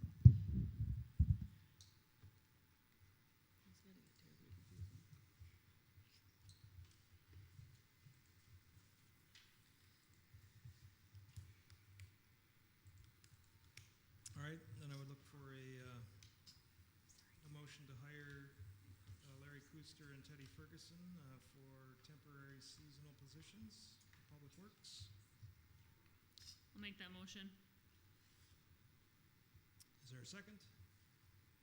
I'll second it. Any other discussion? Only thing I'd say is try and get it somewhat consistent hours within reason and having that schedule, so, or the duty so that they can just keep on it and not feel like they're working 8 hours and then last minute get hours cut or something. Any other discussion? All in favor of the motion, say aye. Aye. Any opposed? That carries. thank you. All right, moving on. The next item is a proposal for microphones for the council chambers. I don't know if we have anybody online that has reported whether they can hear us today. I've been checking emails. I've not gotten any emails saying they can't, but Carrie and I did a test earlier and you could hear. And you guys have done a good job tonight talking into your microphones. That makes a big, big help. But with that, we do have an updated quote from VSI to replace. Initially, I asked for a quote for 8 microphones, but then looking at our spot and where each one of these, where there is like, looks like a designated spot for one, so all of the speakers have one. The quote was updated to 9 new microphones. There are 2 different proposals. One is for some used microphones, and then the other one is for some new microphones. So I don't know what the council's comfort level is on that, but I have them both in there. And then I did also check with the city's auditor, just like we did with the CARES Act. dollars, we kind of use them as a checkpoint. They can't say 100%, yep, you are not going to have any issues with what you're proposing to use these funds for, but they can give you a good sense of, yes, I think this is an eligible use. And after reaching out to them to ask if we could use the American Rescue Plan funds for microphones, they said, yep, that's pretty much a straightforward inquiry. We purchased the live streaming equipment using CARES Act funds, so it would be a logical conclusion we would be able to use this for the microphones, so it complements the system. So no issues on that end.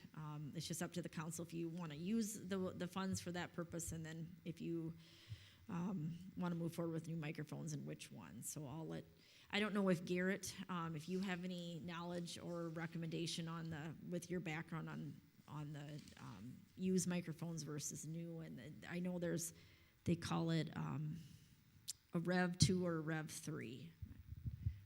Yeah, basically I think from what I would guess is that the used microphones would probably be similar to what's right on that podium there. Probably that would have been taken out of any kind of academic setting, classroom type deal. So they're gonna work, they're not gonna be bad, and I would probably just go with the used system. Basically what you're dealing with here is that those microphones are used, like I said, in academic situations, even rooms like this, and they're gonna be, with a gooseneck, people aren't really touching them that much, so components won't really break. I would probably go with the used option.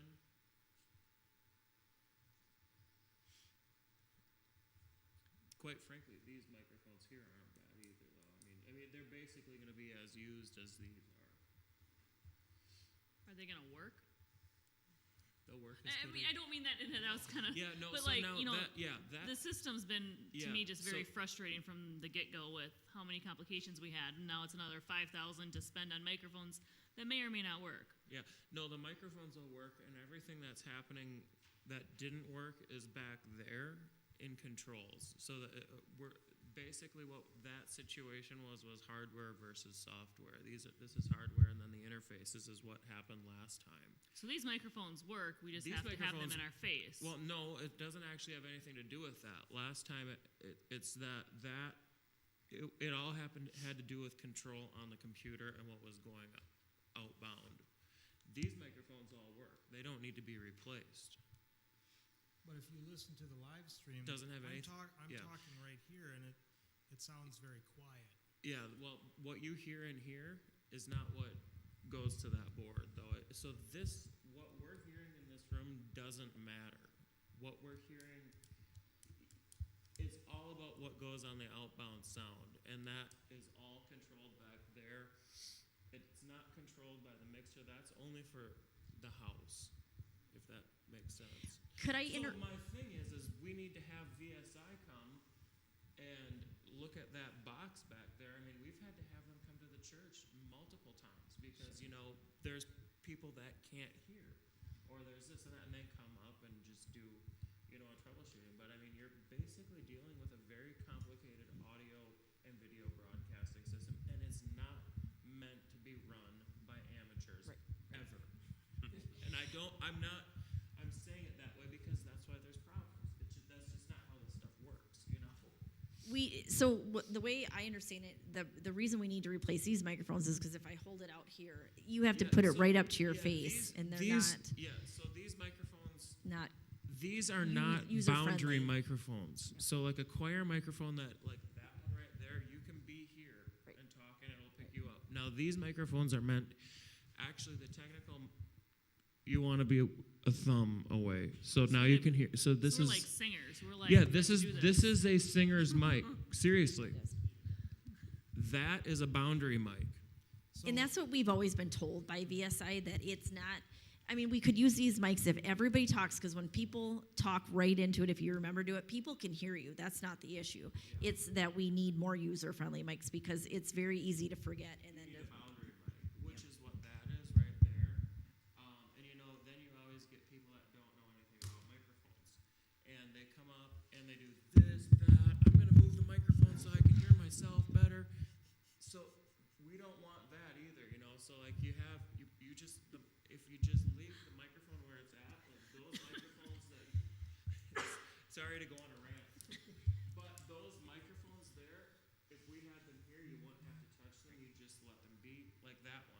There's no reason for anyone to come up to adjust it or anything. You just simply talk, and if you have someone running that system that knows what they're doing, not saying that the guy that was doing it didn't know what they're doing, but it is complicated. You know, there's a lot, and you have to do real time adjustments.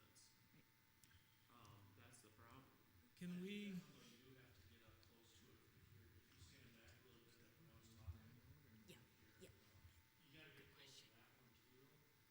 We'll find out for you, Dan. I think it depends on what's going, it depends on what the, I think yes, but the other thing though is that it depends on what really matters is it depends on what's going outbound from this console right down here. So is there accountability with VSI to make sure the unit works without having to be paying them every time? Every meeting we have issues. No, that is working right now. What we had a remote session where we looked at it. There was a button that was pressed that should have been pressed that you Okay. couldn't see, and that's why it was muted. And that was human error. Somebody pressed the wrong button, and then like Garrett says, it's a complicated system. So if you don't know where to look, Right. But I think the system is good, but we need to have somebody that knows how to operate it.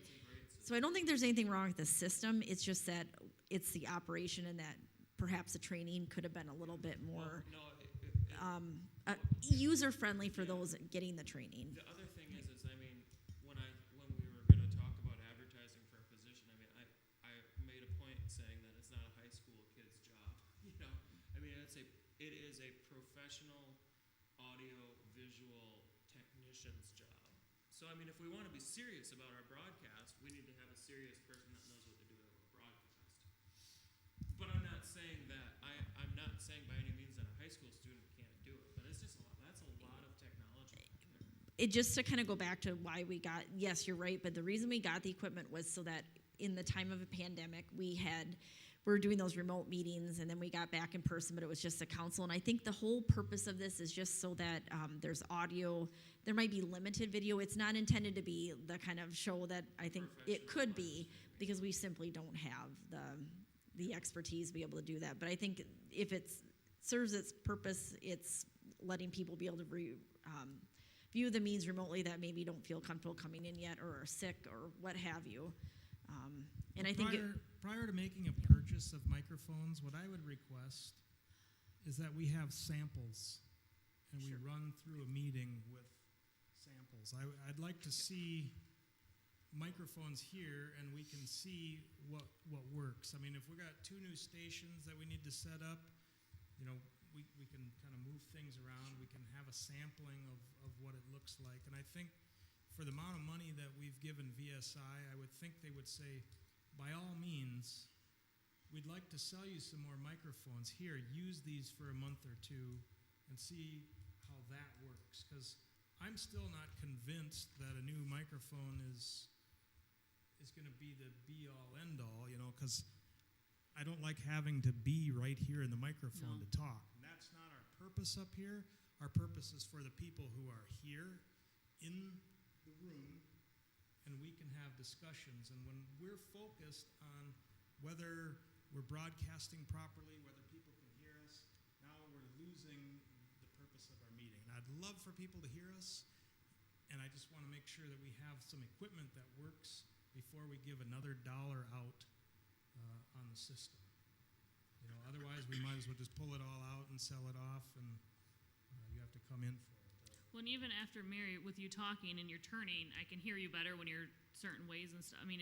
Is a clothing, one that's on the person, even an option where if someone sits back and keeps talking, we can keep hearing them because it moves with us. Now, Brian and Chief Copy might have to really hug if you don't have your own, but I'm just saying. We all wear headsets or, yeah. But is a wire, on the person microphone going to be more user friendly than a gooseneck that you still have to be talking in a certain direction to hear it? I don't know. I'm just $4,700 when it's, I wouldn't say free money from CARES Act, but I don't want to get it, and then here we sit again where nothing works as well. Well, we have bigger fish to fry, bigger needs for the American Rescue Plan funds. I don't want to start nickel and diming this money when we have an enormous investment ahead of us with a water filtration plant that this is specifically designed for. And that's my thing. I would say I'm not spending any of these dollars except on a water filtration system. This, you know, if this is all we're getting, is this our allotment? Half of it. Okay, because Yep, half the allotment is what we've received this year. the design of the system is going to take up all of this and more, just to get a plan done for what works. And, you know, from what we had saw previous, we got about a $7 million investment coming. And I don't want to nickel and dime that money that can be put towards that. So I'd like to see if we can push off the purchase of microphones as much as I believe that they're truly needed. But I'd like to see some examples, some samples, show us something that works before we have to expend dollars. Is that something we can ask them? I would think they Absolutely, yep. would be very much Yep. interested in making it work for us. Anything else on microphones? Am I talking loud enough?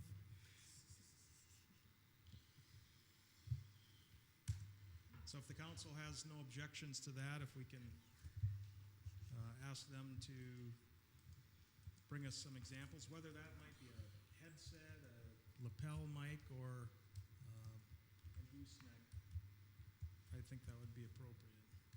Then we could see which one works better. You know, we could get some feedback from Hearing on the street. Right. Yeah, I mean, we spent a lot of money on it, so I want to use it, but I also don't want to sit here and have to have a microphone in my face or know where it's at before I start talking, because it may not work.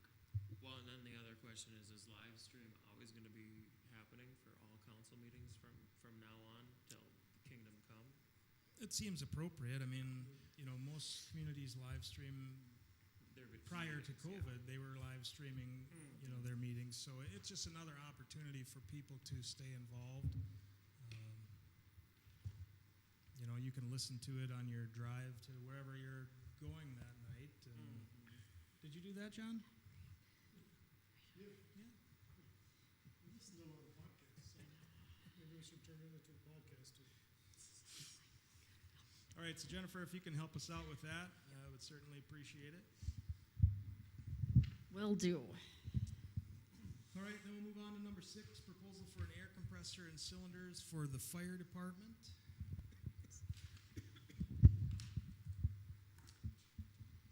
Good evening, Dan Rushmeyer, Eagle Lake Fire Chief.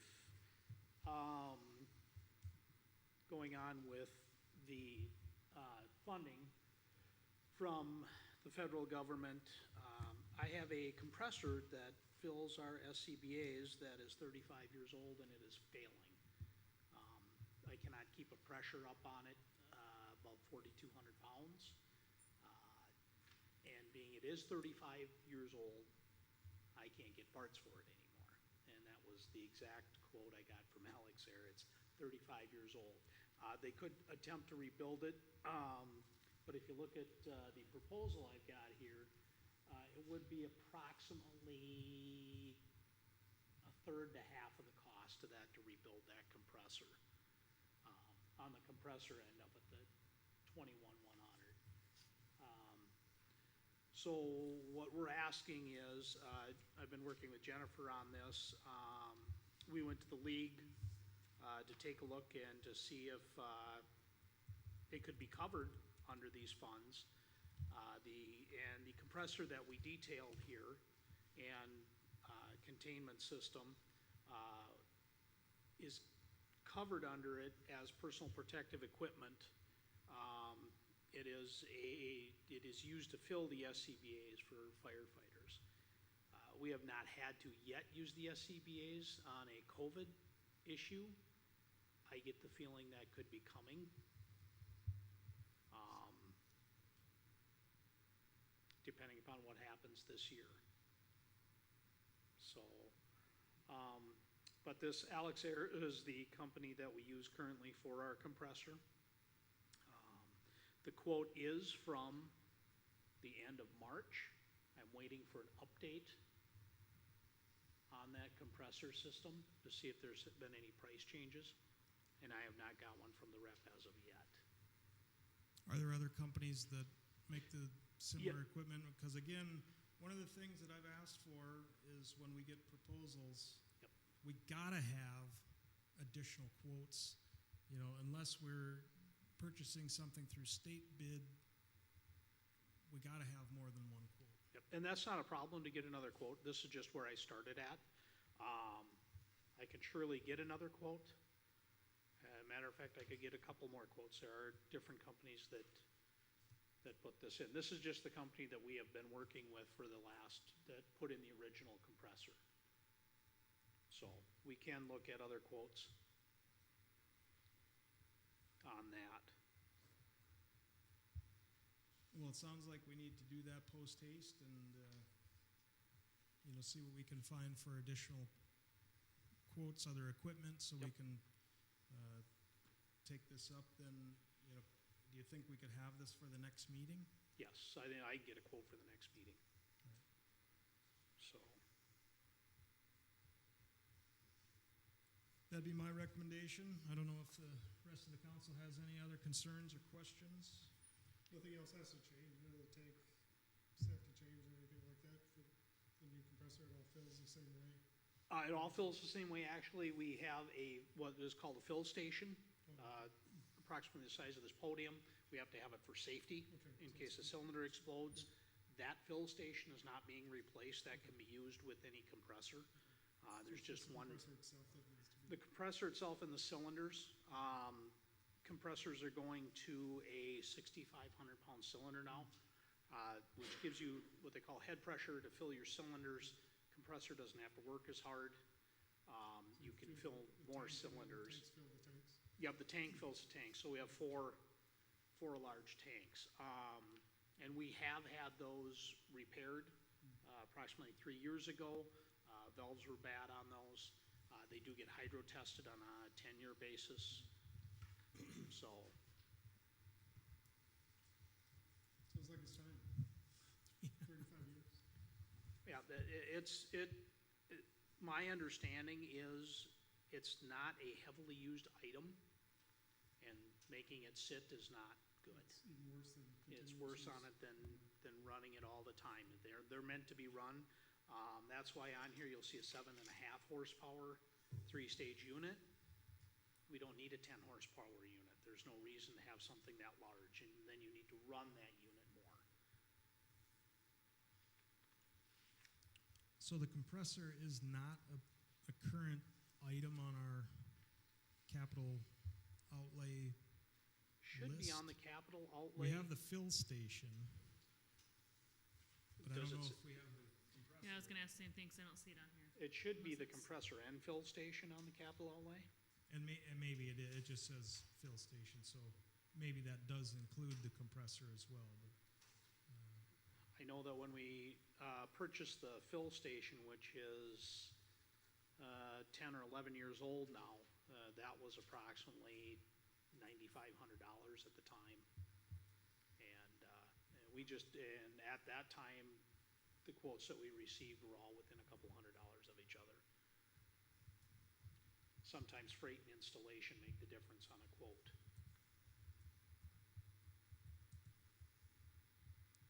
yeah, because what we've got is an expenditure this year from the schedule of $21,700, which is the balance in the fill station amount.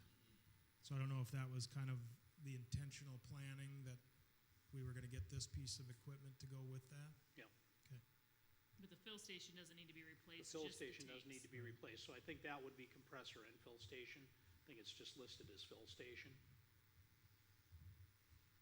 Yeah, so then we've got a good portion of this already in our capital outlay. Yep. But, yeah, let's get some other quotes and then Okay. bring that back, and then council, we can take a look at that at our next meeting, so. So, just if this comes out of the, American Rescue Plan funding, then it wouldn't come out of Then it wouldn't come out of capital. capital fund, and that would adjust the budget then for next year, right? Or not really? Well, we still set aside those. still set aside. I don't know if the fire department has other uses. You might want to double check and see if that for sure is what that $21,700 is, for sure. Before we take that out.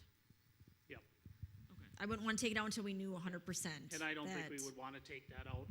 Okay. Would that affect anything with the auditors if we did not use that money? No, it wouldn't. It's just that you're showing it as an actual expense coming up in 2022. So we just want to make sure that we wouldn't take something out that is maybe labeled. You know what I mean? We just want to make sure that that is exactly the same thing before we take that out, which we could reduce later on. Okay. Really quickly, wanted to update you with the fire truck. Been working with Jennifer about possibly putting this on the Minnesota bid site. I'm gonna get in contact with Brindley Mountain though. I would like to drop the price to $29,900. I did review some trucks of the same age. They do range anywhere from 20,000 to 45,000. I don't know where the 45 is coming from. Very few are at that height. We are currently at 40. I think 29,900 would bring us under that 30 level, and that would make it look more appealing. And those trucks that I looked at were listed as in the Midwest, so it wasn't listed across the whole company. And then I'm going to ask also that they list the mileage. Most of their listings say low mileage. I'm going to ask them to put the actual mileage on there. So low mileage to somebody might be 30,000 miles. This truck has under 12,000 miles on it. So that might be more appealing to somebody. As people talk about with the diesel truck, that 12,000 miles, it's just breaking in. So it's something we got to look at that way. But if you're okay with going to 29,900 on that, I think we need to get this moved. And then if we don't see anything, we're gonna have to get it on the Minnesota bid site, and you can put a minimum price required on that, so. I don't know if the council has any objection to that. I guess I don't, from my opinion. I mean, we've had it out there for, All year. yeah, a long time. Yeah, I know you've gotten hits, but And not very much, nobody interested, or, but sometimes when you hit this certain number, it might get appealing to somebody and they'll snap it up.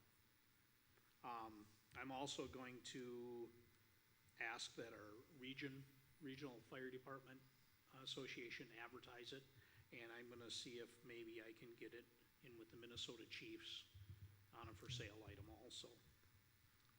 One other thing here too, to let you know that we have a house burn coming up.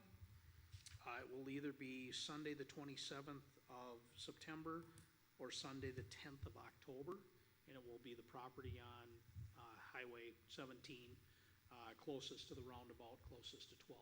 It's Mike Drummer's property. That is going to be annexed into the city of Mankato. By October 10th it might be, but my training officer's been in communication with Mankato Fire. They have no means of extinguishment. They don't have a hydrant to hook to it that they said, yep, we could go ahead and burn it. It's ours. We would ask them to come out and assist us with that, along with other fire departments as needed. And if the council wants to, they can join us that day. I can't promise anything, but if you would like to go in and observe, we could possibly pack you up and suit you up, and you can see what it's like inside of a level 1 burn on a first floor. You can. I'm You not will be sure we would escorted care in. for this. I'm not sure we would care for this. I would. I think that'd be sweet. I would certainly be interested. And I would have to check with the person providing the training that day, from the training company, if that's okay. But we've done this in the past. It's something to experience. What's the house you're burning? What's that? Do you know which building you're burning? It's the house. Is it that White House? The White House, closest to Highway 12 on the south side of the road, Mike Drummer's property. But when we do a burn like that, just to explain to you, it's not something where you're gonna go upstairs and pull the hose and put the fire out. You're gonna be sitting near the exit. You're gonna be observing with somebody next to you, and that person may pull you out if it gets too hot. Level 1 burn, they light it when you're in the room. So it's not something you go in and find a fire. But I think it's an experience. If we can give it to you, it would be something that, yeah, there would be a little bit of training ahead of time. We would have to make sure that you have an SCBA that would work and some gear that was on you, and There's too much shaving involved. Sorry, I'm out. yeah. You can make it work with the goatee, but, I'll have to think about that. Yeah. At least being outside, I think it'd just be inside to see. well, even to come and observe what we do that day, you're welcome to come. So it's usually a 7 a.m. start time, and it's, the first couple hours are hectic, but then once we get rolling, but, I was gonna say, how long of a burn is it? My uncle's house had a burn, and I remember we were out there watching it and stuff, and it took a while. yeah. And that house got to the point of, I was the last one in on that house. That house did get to the point of, it took off on us. I remember And, that. Yeah, when it takes off on you, you can't control some of that, because you're not completely extinguishing the walls and everything when you go in, like you would be. You're not tearing things apart and making sure everything's out. You're getting ready for the next room to be burned, so. You recently did a practice out at that house, wasn't? It was this spring, we smoked it up. We have a smoke machine, Okay. and so we smoked up the building to have fun with it. Yeah. And that, it's just simulated for search and rescue. Okay. So it's like haunted house smoke. You can walk through it, it won't affect you at all. We got with the smoke machine, and yeah, it worked pretty good. Got a lot of training out of it, and I believe that they were gonna use some other classes out there. I don't know if, John, you guys had anything to do with that house at all, but. No, but I was just gonna offer up, if anybody wants to come along for a felony warrant or mess with weapons, they're more than welcome. Really? So, but I will, Keep Jennifer posted on the date. I will when keep that's Jennifer posted on finalized. the date, and then we can go from there, but. You may have some Do some takers. ride-alongs. And then Brian's like, someone can help me rake leaves. Yeah. No, Brian will say, someone will come help me clean the grease trap in the sewage plant. Yeah. All right, thank you, Dan. You bet. No, not us. Yeah, I think we're good. Thanks, Dan. All right, then moving on, the next item is acceptance of Smith Grant for Strategic Economic Development. This is on page 144. Yes, I will try to run through the remaining, this item pretty quickly here. This is good news. We have been hoping to get a grant here for some time. We applied a couple of years ago, didn't get it because we had another open grant with Smith. We've got that grant, Music on Parkway. The closeout report is due at the end of the month, so we are eligible for another grant. And we are looking forward on the EDA especially to do some strategic economic development planning. We'll also loop in, the public, city staff, and all of the boards, Parks Board, Planning Commission, etc. So there is a match portion, 10,000 from the city. In total, it looks like it'll be about 20,000, and we'll engage Region 9 as our consultant. So a lot more information coming, but the important thing right now is just that we accept the grant and that the city's willing to provide a match of $10,000, which is included in the budget. Okay, are there any questions from the council? And I would look for a motion to accept the $10,000 grant award from Smith. I'll make that motion. I'll second that motion. We have a motion and a second. Any other discussion? All in favor, say aye. Aye. Any opposed? That carries. Item number 8 under new business is a resolution adopting the preliminary tax levy, and so we talked about that at our budget session. Jennifer, I'll let you discuss whether we have any modifications at this point, and then see if the council has any specific items to bring up, and then we can look at a preliminary tax levy. Sounds great. Included on page 163 of the packet, this is prior to knowing whether or not City Council would approve the purchase of the leaf vac. Really, that was the only variation, and since that was now approved, just so you'll follow the general fund budget reflecting Leaf Act purchase removed from the 22 budget, which will adjust our overall spending. So with that, we'll still have some planned deficit spending using capital outlay reserves with the Leaf Act purchase removed, and that was $200,000 in the general fund. So that's the big change. So the budget would be balanced except for the $109,370 in planned capital outlay expenditures, which is just drawing down set aside funding in the general fund reserves. And I'll just kind of quickly do a recap then of where we left off at the August 30th budget work session. Just as a reminder, the preliminary budget must be adopted on or before September 30th. Once that is adopted, it can be reduced, but cannot be increased prior to the final levy. And last year's levy was set at 7.5%, which equated to an increase of about $57,000. Property taxes should have remained relatively flat unless the property's valuation had increased. And then, so just a recap of the proposed 2022 budget after putting in department requests, we're about 10% over, we had set the preliminary proposed levy at 10%, and so that's still where it sits here today for your consideration.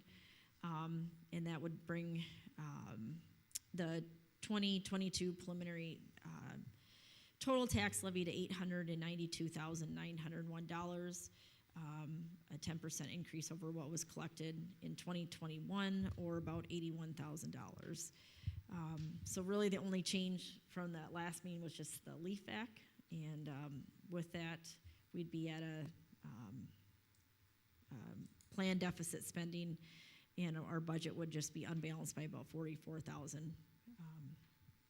And with that, there is a resolution 2021-35, if you're comfortable adopting that this evening.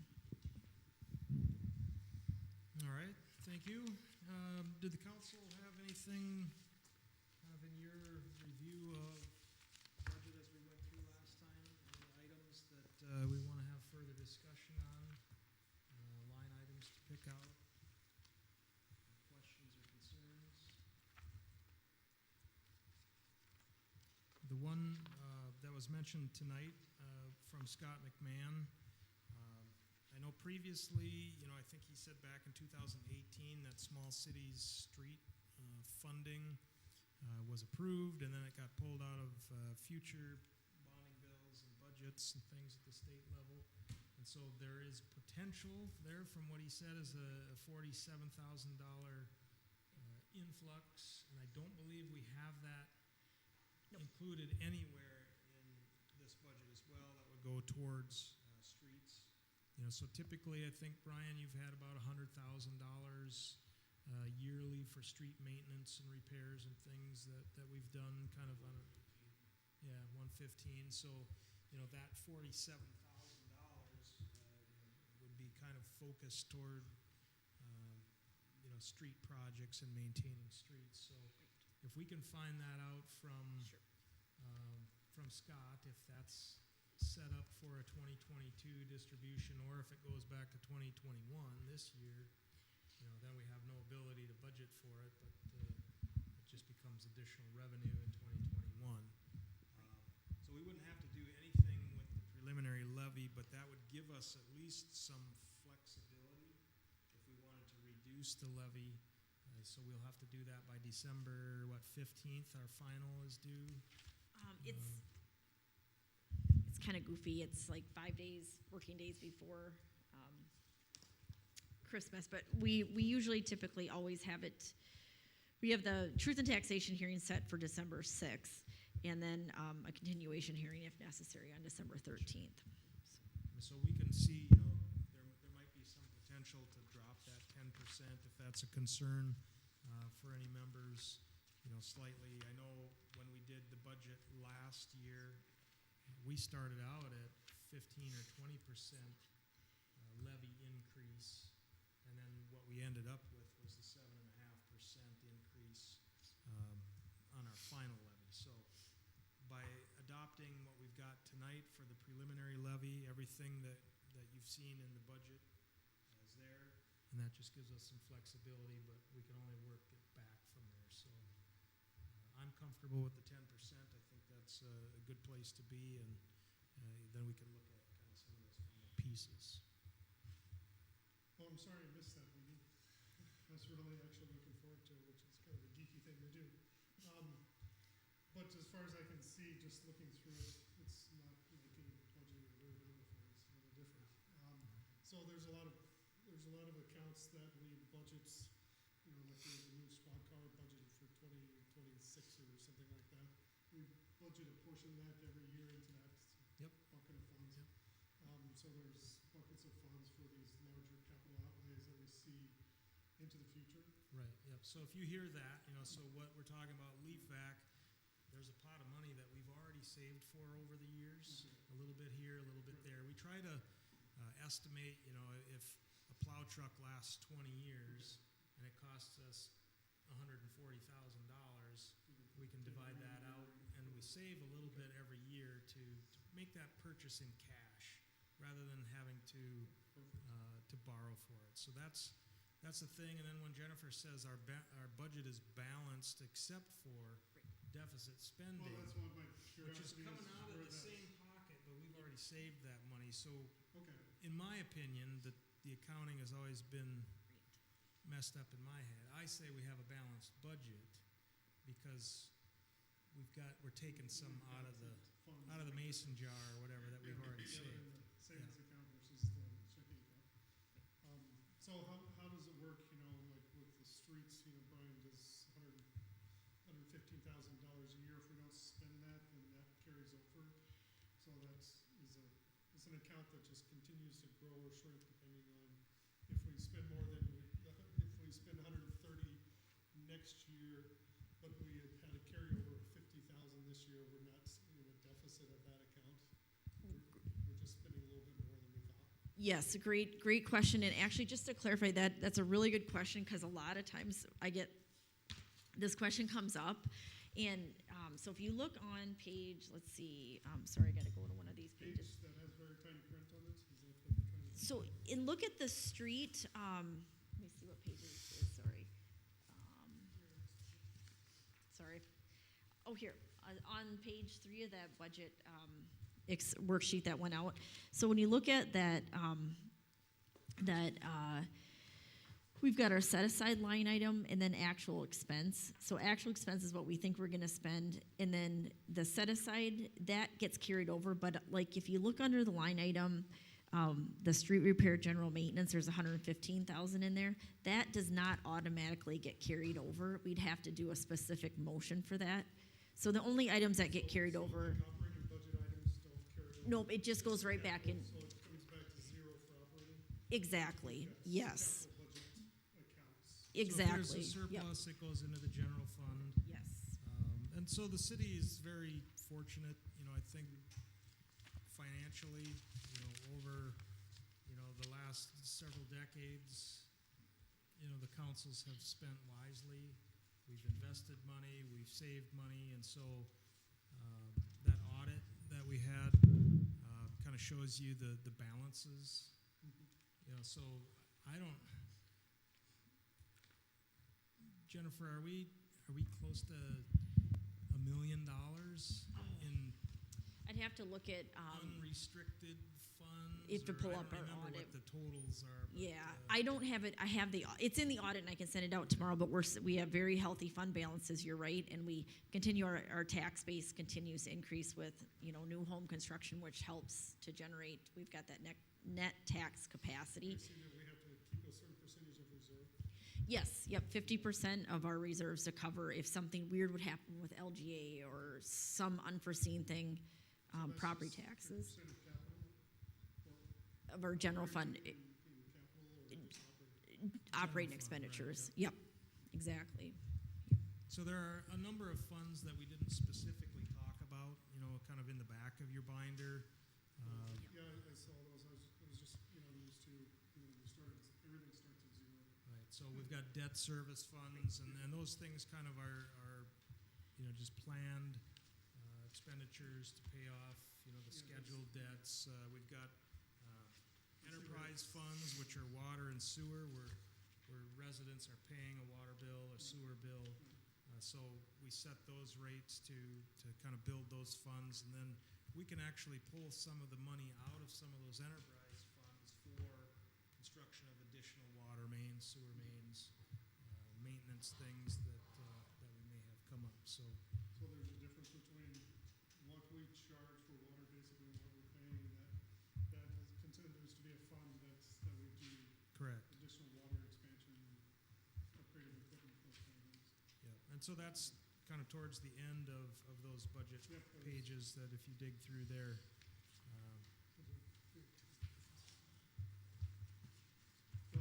So perfect, yeah, that makes a lot of sense. So we really aren't running a deficit, we're just running a difference of, We're spending some of the money we've saved. We're taking some out of savings. okay, so we are running a deficit, we're not, it's a funded deficit. Yep, we plan to spend it. So I know some communities, you know, if they want to buy a fire truck, they have to bond for it or borrow for it. No, I love the way that, being able to, think that far ahead, that's, everything goes away, right? So Scott car only lasts for so long, with snowplow only lasts for long. So being able to put a few dollars away every month. So I don't know what this current council's thinking is, but I mean, that's always been generally the council's thinking is that rather than borrow, we'd like to pay cash for things. So that's been kind of the direction that we've gone. Certainly, there is always a time to borrow. Obviously, we just borrowed for the Agency Street project. Some of those things that we can extend out over time. And then we've always been very good at trying to find if there's a financial advantage to paying off some of those debts early, because we do have reserves in cash where we might, have a benefit by paying it off early to save in And that's those. what we did, we basically retired some debts and refinanced it through the agency bonding, right? Right. There's a couple of other things that, maybe we can talk about a little bit more too. We do have a couple of TIF districts. So if you're not familiar with that, tax increment financing. So we've assisted developers to do some projects. So some of the townhome projects have gotten this TIF dollars, this funding to fund surface infrastructure of their project in order to kind of push it along. So the taxes that they pay in property taxes come to us, but we pay out a portion of that to them. And so there's terms on those that, some of that is going to be coming due in the next couple years, right? So Yeah, I just talked to Shannon Sweeney 2 weeks ago, and he was going to send me an updated sheet, and I thought I was going to get it last week, but I didn't. I'll get the exact kind of schedule on that, and I'll send that out to you for sure to review, so you know exactly when those are going to come off. It was a little bit different than, I know Denny Terrell had asked last year, and I'd sent out some information that I got from Shannon, but he, I think, has changed a few things, so I'll send out an updated schedule when I get it from him. But it definitely, like the mayor said, will open up some more capacity for taxes coming in. So that's kind of a future forward thinking that pretty soon, instead of paying out some of those property taxes, they'll stay with us, and then, we can adjust things and do some projects that way. Yes, yep, exactly. Yep. All right, so that's a lot of background and whatnot. But the question in front of us is the preliminary levy. So on page 164, again, we've talked about it. So it'd be a 10% increase at this time over last year's levy. You can see the dollars there. And again, December 6th, this resolution sets a truth and taxation hearing so the public can come and talk about their taxes. They'll start to get their proposed property tax statements. And then we can talk about that, and then we'll have to pass the final levy in December then. And we can adjust it downward, we can't adjust it upward. So right now we're looking at a 10% increase in the levy. So I'd look for a motion. To approve Resolution 2021-35, setting that preliminary property tax levy at 10%.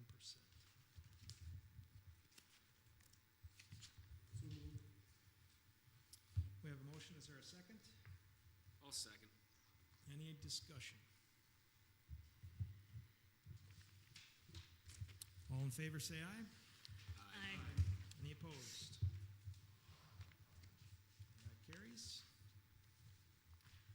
So that won't be the last of the budget that we'll see. We'll talk about this then through the rest of the year, but that'll be submitted to the county so they can get that established. And then the last item we have is a sidewalk proposal. There's some additional information. Where did I see it? On the table in front of you? Yes.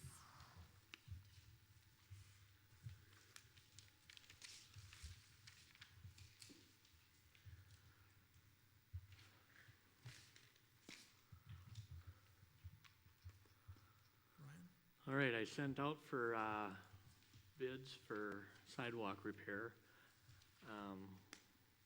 We didn't do much repair last year because of the same reason, trying to find a contractor to do it. So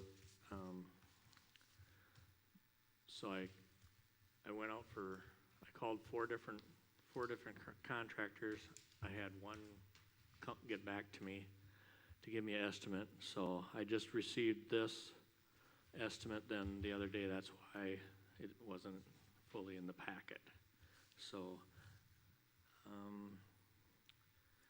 and actually it's, we had $15,000 in the budget for sidewalk repair, so it's a little bit higher than that, but we had a list of sidewalks to do from last year and we just kept adding on to it and not knowing what it would come back at. So if there is anything to take out to get it down, if the council would like, I could work on that, but most all of them are pretty well needed. And there's a description of the location description, and there's a map also there. So, and like I said too, that's the kind of the going rate. It's a fair price, and like I said, it was the only bid I could get. Has Clint done any work for the city in the past? Yes. I know he does a lot of driveways. And, Yep.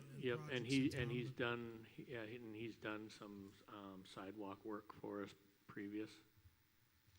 Yep. Brian, can I ask a question about 500 Le Sueur?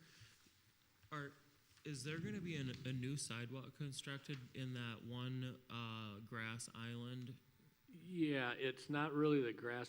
It'll connect, so there's not. You know what I'm talking about, Yep. right? Yep. The so one there- that never had, there wasn't a where there isn't a sidewalk currently. It'll connect from the tennis court to the actual. No. It's up by the driveway approach. Yeah, that's what I mean. Like the tennis Where the court, school buses. the tennis court side, the tree, the island where the tree, and then the correct. school property itself. So that little grass island where you drive in, right? Yep. Yep. And then there'll There's one have to tree be in that. two ADA pads there. The curb will be removed.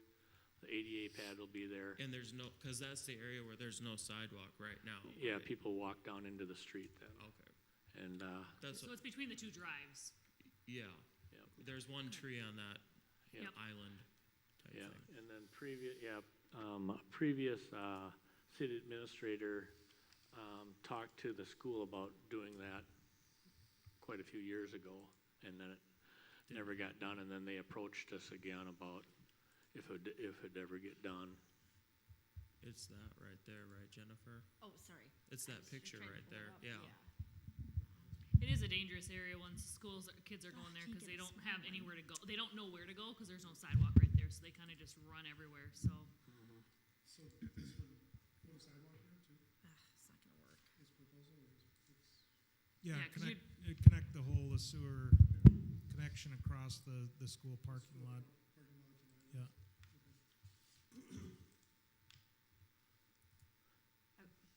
I apologize. I was trying to get a smaller zoom in, but you can't because the parcel's so big, so I apologize, I can't you get just zoom the closer. map? Can you just zoom in You on the can zoom left map upper? with the Yeah, right toggle there.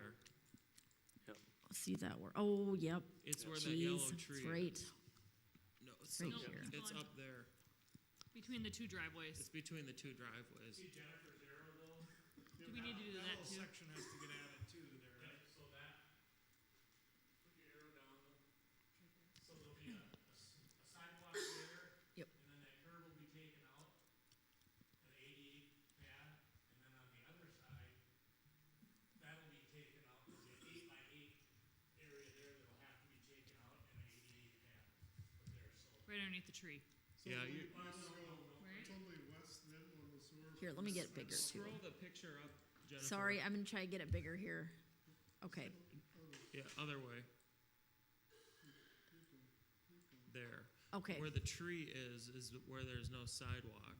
No, there's a sidewalk there, Is it just butted into the street? yeah, right, I can move it down for you, Brian, so you don't have Jump. to. right here, there's a sidewalk, Okay. there's a sidewalk there.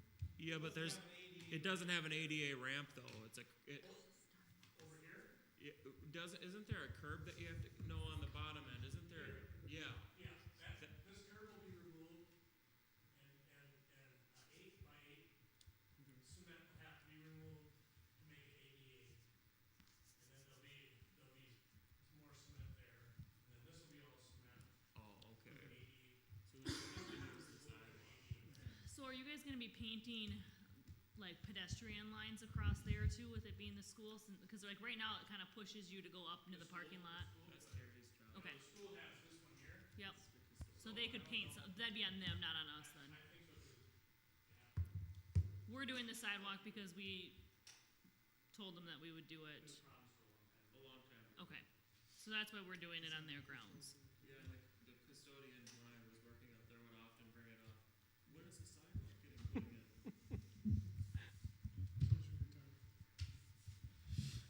I mean, that is a good question that Beth raises about with the sidewalk that went across, like up over, let me get my directions here now. Because that other one doesn't have a crosswalk either, the other driveway. Brian, who put in the other sidewalk so around the school? Was that the school that put those in, or do you No, know? I'm pretty sure the city did that. That's what I was wondering, just to be consistent, because I think Beth raises a good question if somebody would ask, what we're doing, but it's all kind of connecting that infrastructure, though, the safe, passage, walking. If we put in sidewalks other places around town, it seems logical that the city should kind of Is finish there that safe route to connector. school dollars that could be used for this? We Or for talked that about chunk? that, but I don't know how quickly we'd be able to get those. Okay, Yeah, it's a whole process to Yeah, go through. a process that for something this small isn't really necessary. It'd take a couple of years probably. You'd have to do a sidewalk Oh, study Lord. and then apply for the thing. and- Done that. and then the prevailing wage and all that just gets to be a lot. So, even though this exceeds the amount for budgeted sidewalk repairs, we do have quite a considerable amount of money in already kind of savings for sidewalk projects that their balance could come out of that, so I think we should get him going. He's able to do this yet this fall. Yes. I'd look for a motion to approve the proposal from Clint Adams for sidewalk repairs. I'll make that motion. I'll second it. We have a motion and a second. Any discussion? How soon were they gonna start then? Did he, or how soon could he? He told me he could start in a couple of weeks, so if they're, So leave it open, kinda like WW, where they'll be there and get it done right Yeah, away, it might, right. okay. so. I can just tell you what I hear. Any other discussion? All in favor of the motion, say aye. Aye. Any opposed? And that carries. I had a couple other real quick things. They're not on the So- agenda. Wait a minute. Can I have my 3 minutes? I was just thinking, like, if I was gonna ask McQueen if they would be interested in taking our orange plow truck in on trade. I was just gonna throw that out there if you guys would be interested in anything like that. Because we have the extra one that we just haven't gotten rid of. We've Correct, hung on correct. to The it. orange truck we haven't gotten rid of yet. It's kind of like a fire truck. I mean, it certainly doesn't hurt to ask the Yeah. question, and you can bring it to the council if, You know, if they give us, how about a fire truck? yeah, could ask them. See, Both. two for one. And I think then if we're not using it, it'd be worth the ask and just see, reasonable throw it amount out they give there. you, and- makes sense. Yeah, bring it to us, see what they say. Okay. And then the other thing, just a heads up, Brian Shoemaker was down at the park when he was mowing. At the end of the day, there is an injured fox down there. If you Yeah, it's heard been about it. Going around town. Okay. Yeah, he took a picture of it today. One of the hind legs is bad. I don't know if I should anybody to contact and ask about, or I don't know anybody that will do anything. yeah. Just to be aware that Do they call the, you've it's had out it there. before, John, where they call the DNR or what? Or just let's, You know, I had a contact when the foxes were really very active, or when there were some dens in the, is that what you call them, dens in the community? Yep. Was that 2 years ago? And let me go back through my emails, find that contact. Yeah. Can you send me that picture, and I could just use that to send off to Yeah. that contact? Yeah. And Yeah. I'll let So you guys just, know uh, if I He hear runs anything. right up through here. yeah. Yeah. Yeah, this one, he kind of limps quite a bit. Yeah. So I don't know if he'll cure himself or not, but. So.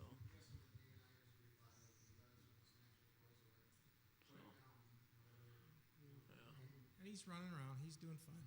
Yeah, I didn't know if anybody's seen it before or knew I've- about it. Other people have posted it on Okay. Facebook, on the community page of it being injured. Yeah.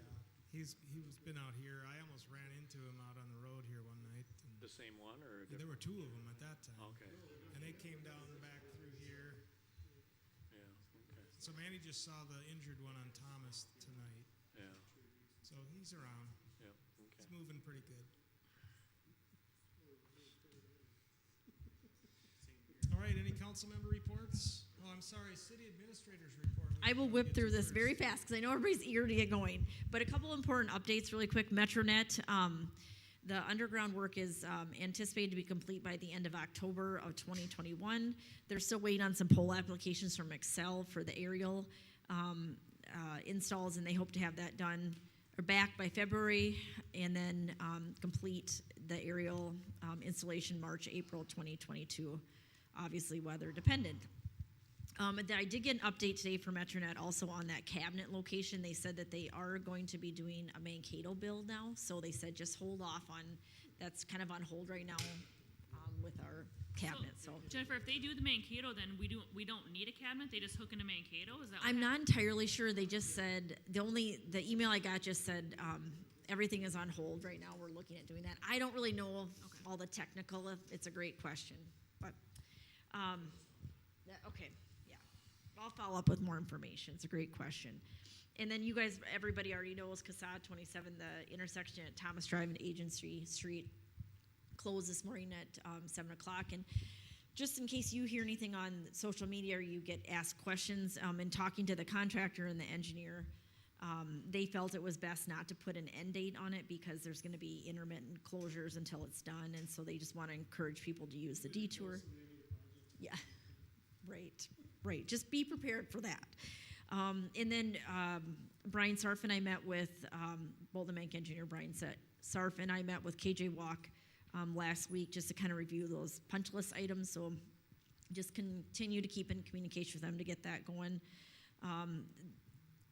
Brian can probably speak a little bit more specific on how much we've seen here, but I know Councilmember Rorich had gotten notified by some community members in the city as well as that there's been some, and there's a picture in your packet of some fungus. They call it slime mold. It looks like mustard or a mushroom. We've asked if it's toxic or harmful to animals or kids, and we've been told it's pretty much harmless, and that when the Public Works can remove it, to put it in a bag and try to contain the spores so they don't spread. But we've been told that it's pretty much because of the weather we've had. I've asked, the kind of hot, arid summer. I don't know if that's, if it's going to be an ongoing issue. I have asked The Public Works had a good question about, well, what can we do to prevent this? And I haven't gotten a response yet to see if there's something we could do so we don't have the same issue next year if weather's the same. And then EAB grant and next steps, we talked at the last, the special meeting about when we get the grant contract back and kind of next steps. I haven't gotten that officially yet, so more information will be forthcoming on that. And then just a quick update, our new forestry member will be starting at the end of September. That's all I have. Jennifer, in your meeting with KJ Walk, did they give any indication on what their plans are, intent for schedule, timing, that type of thing, or no? Well, there was some loose timelines given about coming and picking up like loose materials out there. We have to get, they have to supply like hydraulic information and some other measurements for stormwater pond, etc. I wasn't given any firm timelines, but I know that there's some right-of-way applications have been pulled by Excel, gas company, and then communications out there. So hopefully that's a good sign. It seemed like things were being cleaned up or something. Somebody was either mowing or there was some equipment on site. Yep. They've been working on stuff, and what day was that? Thursday? I think it was Thursday our meeting was, so they would have had some equipment on site, I bet, that day. Okay. But I'll keep you posted on any updates on that. So. All right, any council member updates? And I will look for a motion to adjourn. Hello? I'll second. We have a motion and a second. Any discussion? All in favor? Aye. Any opposed? We're adjourned.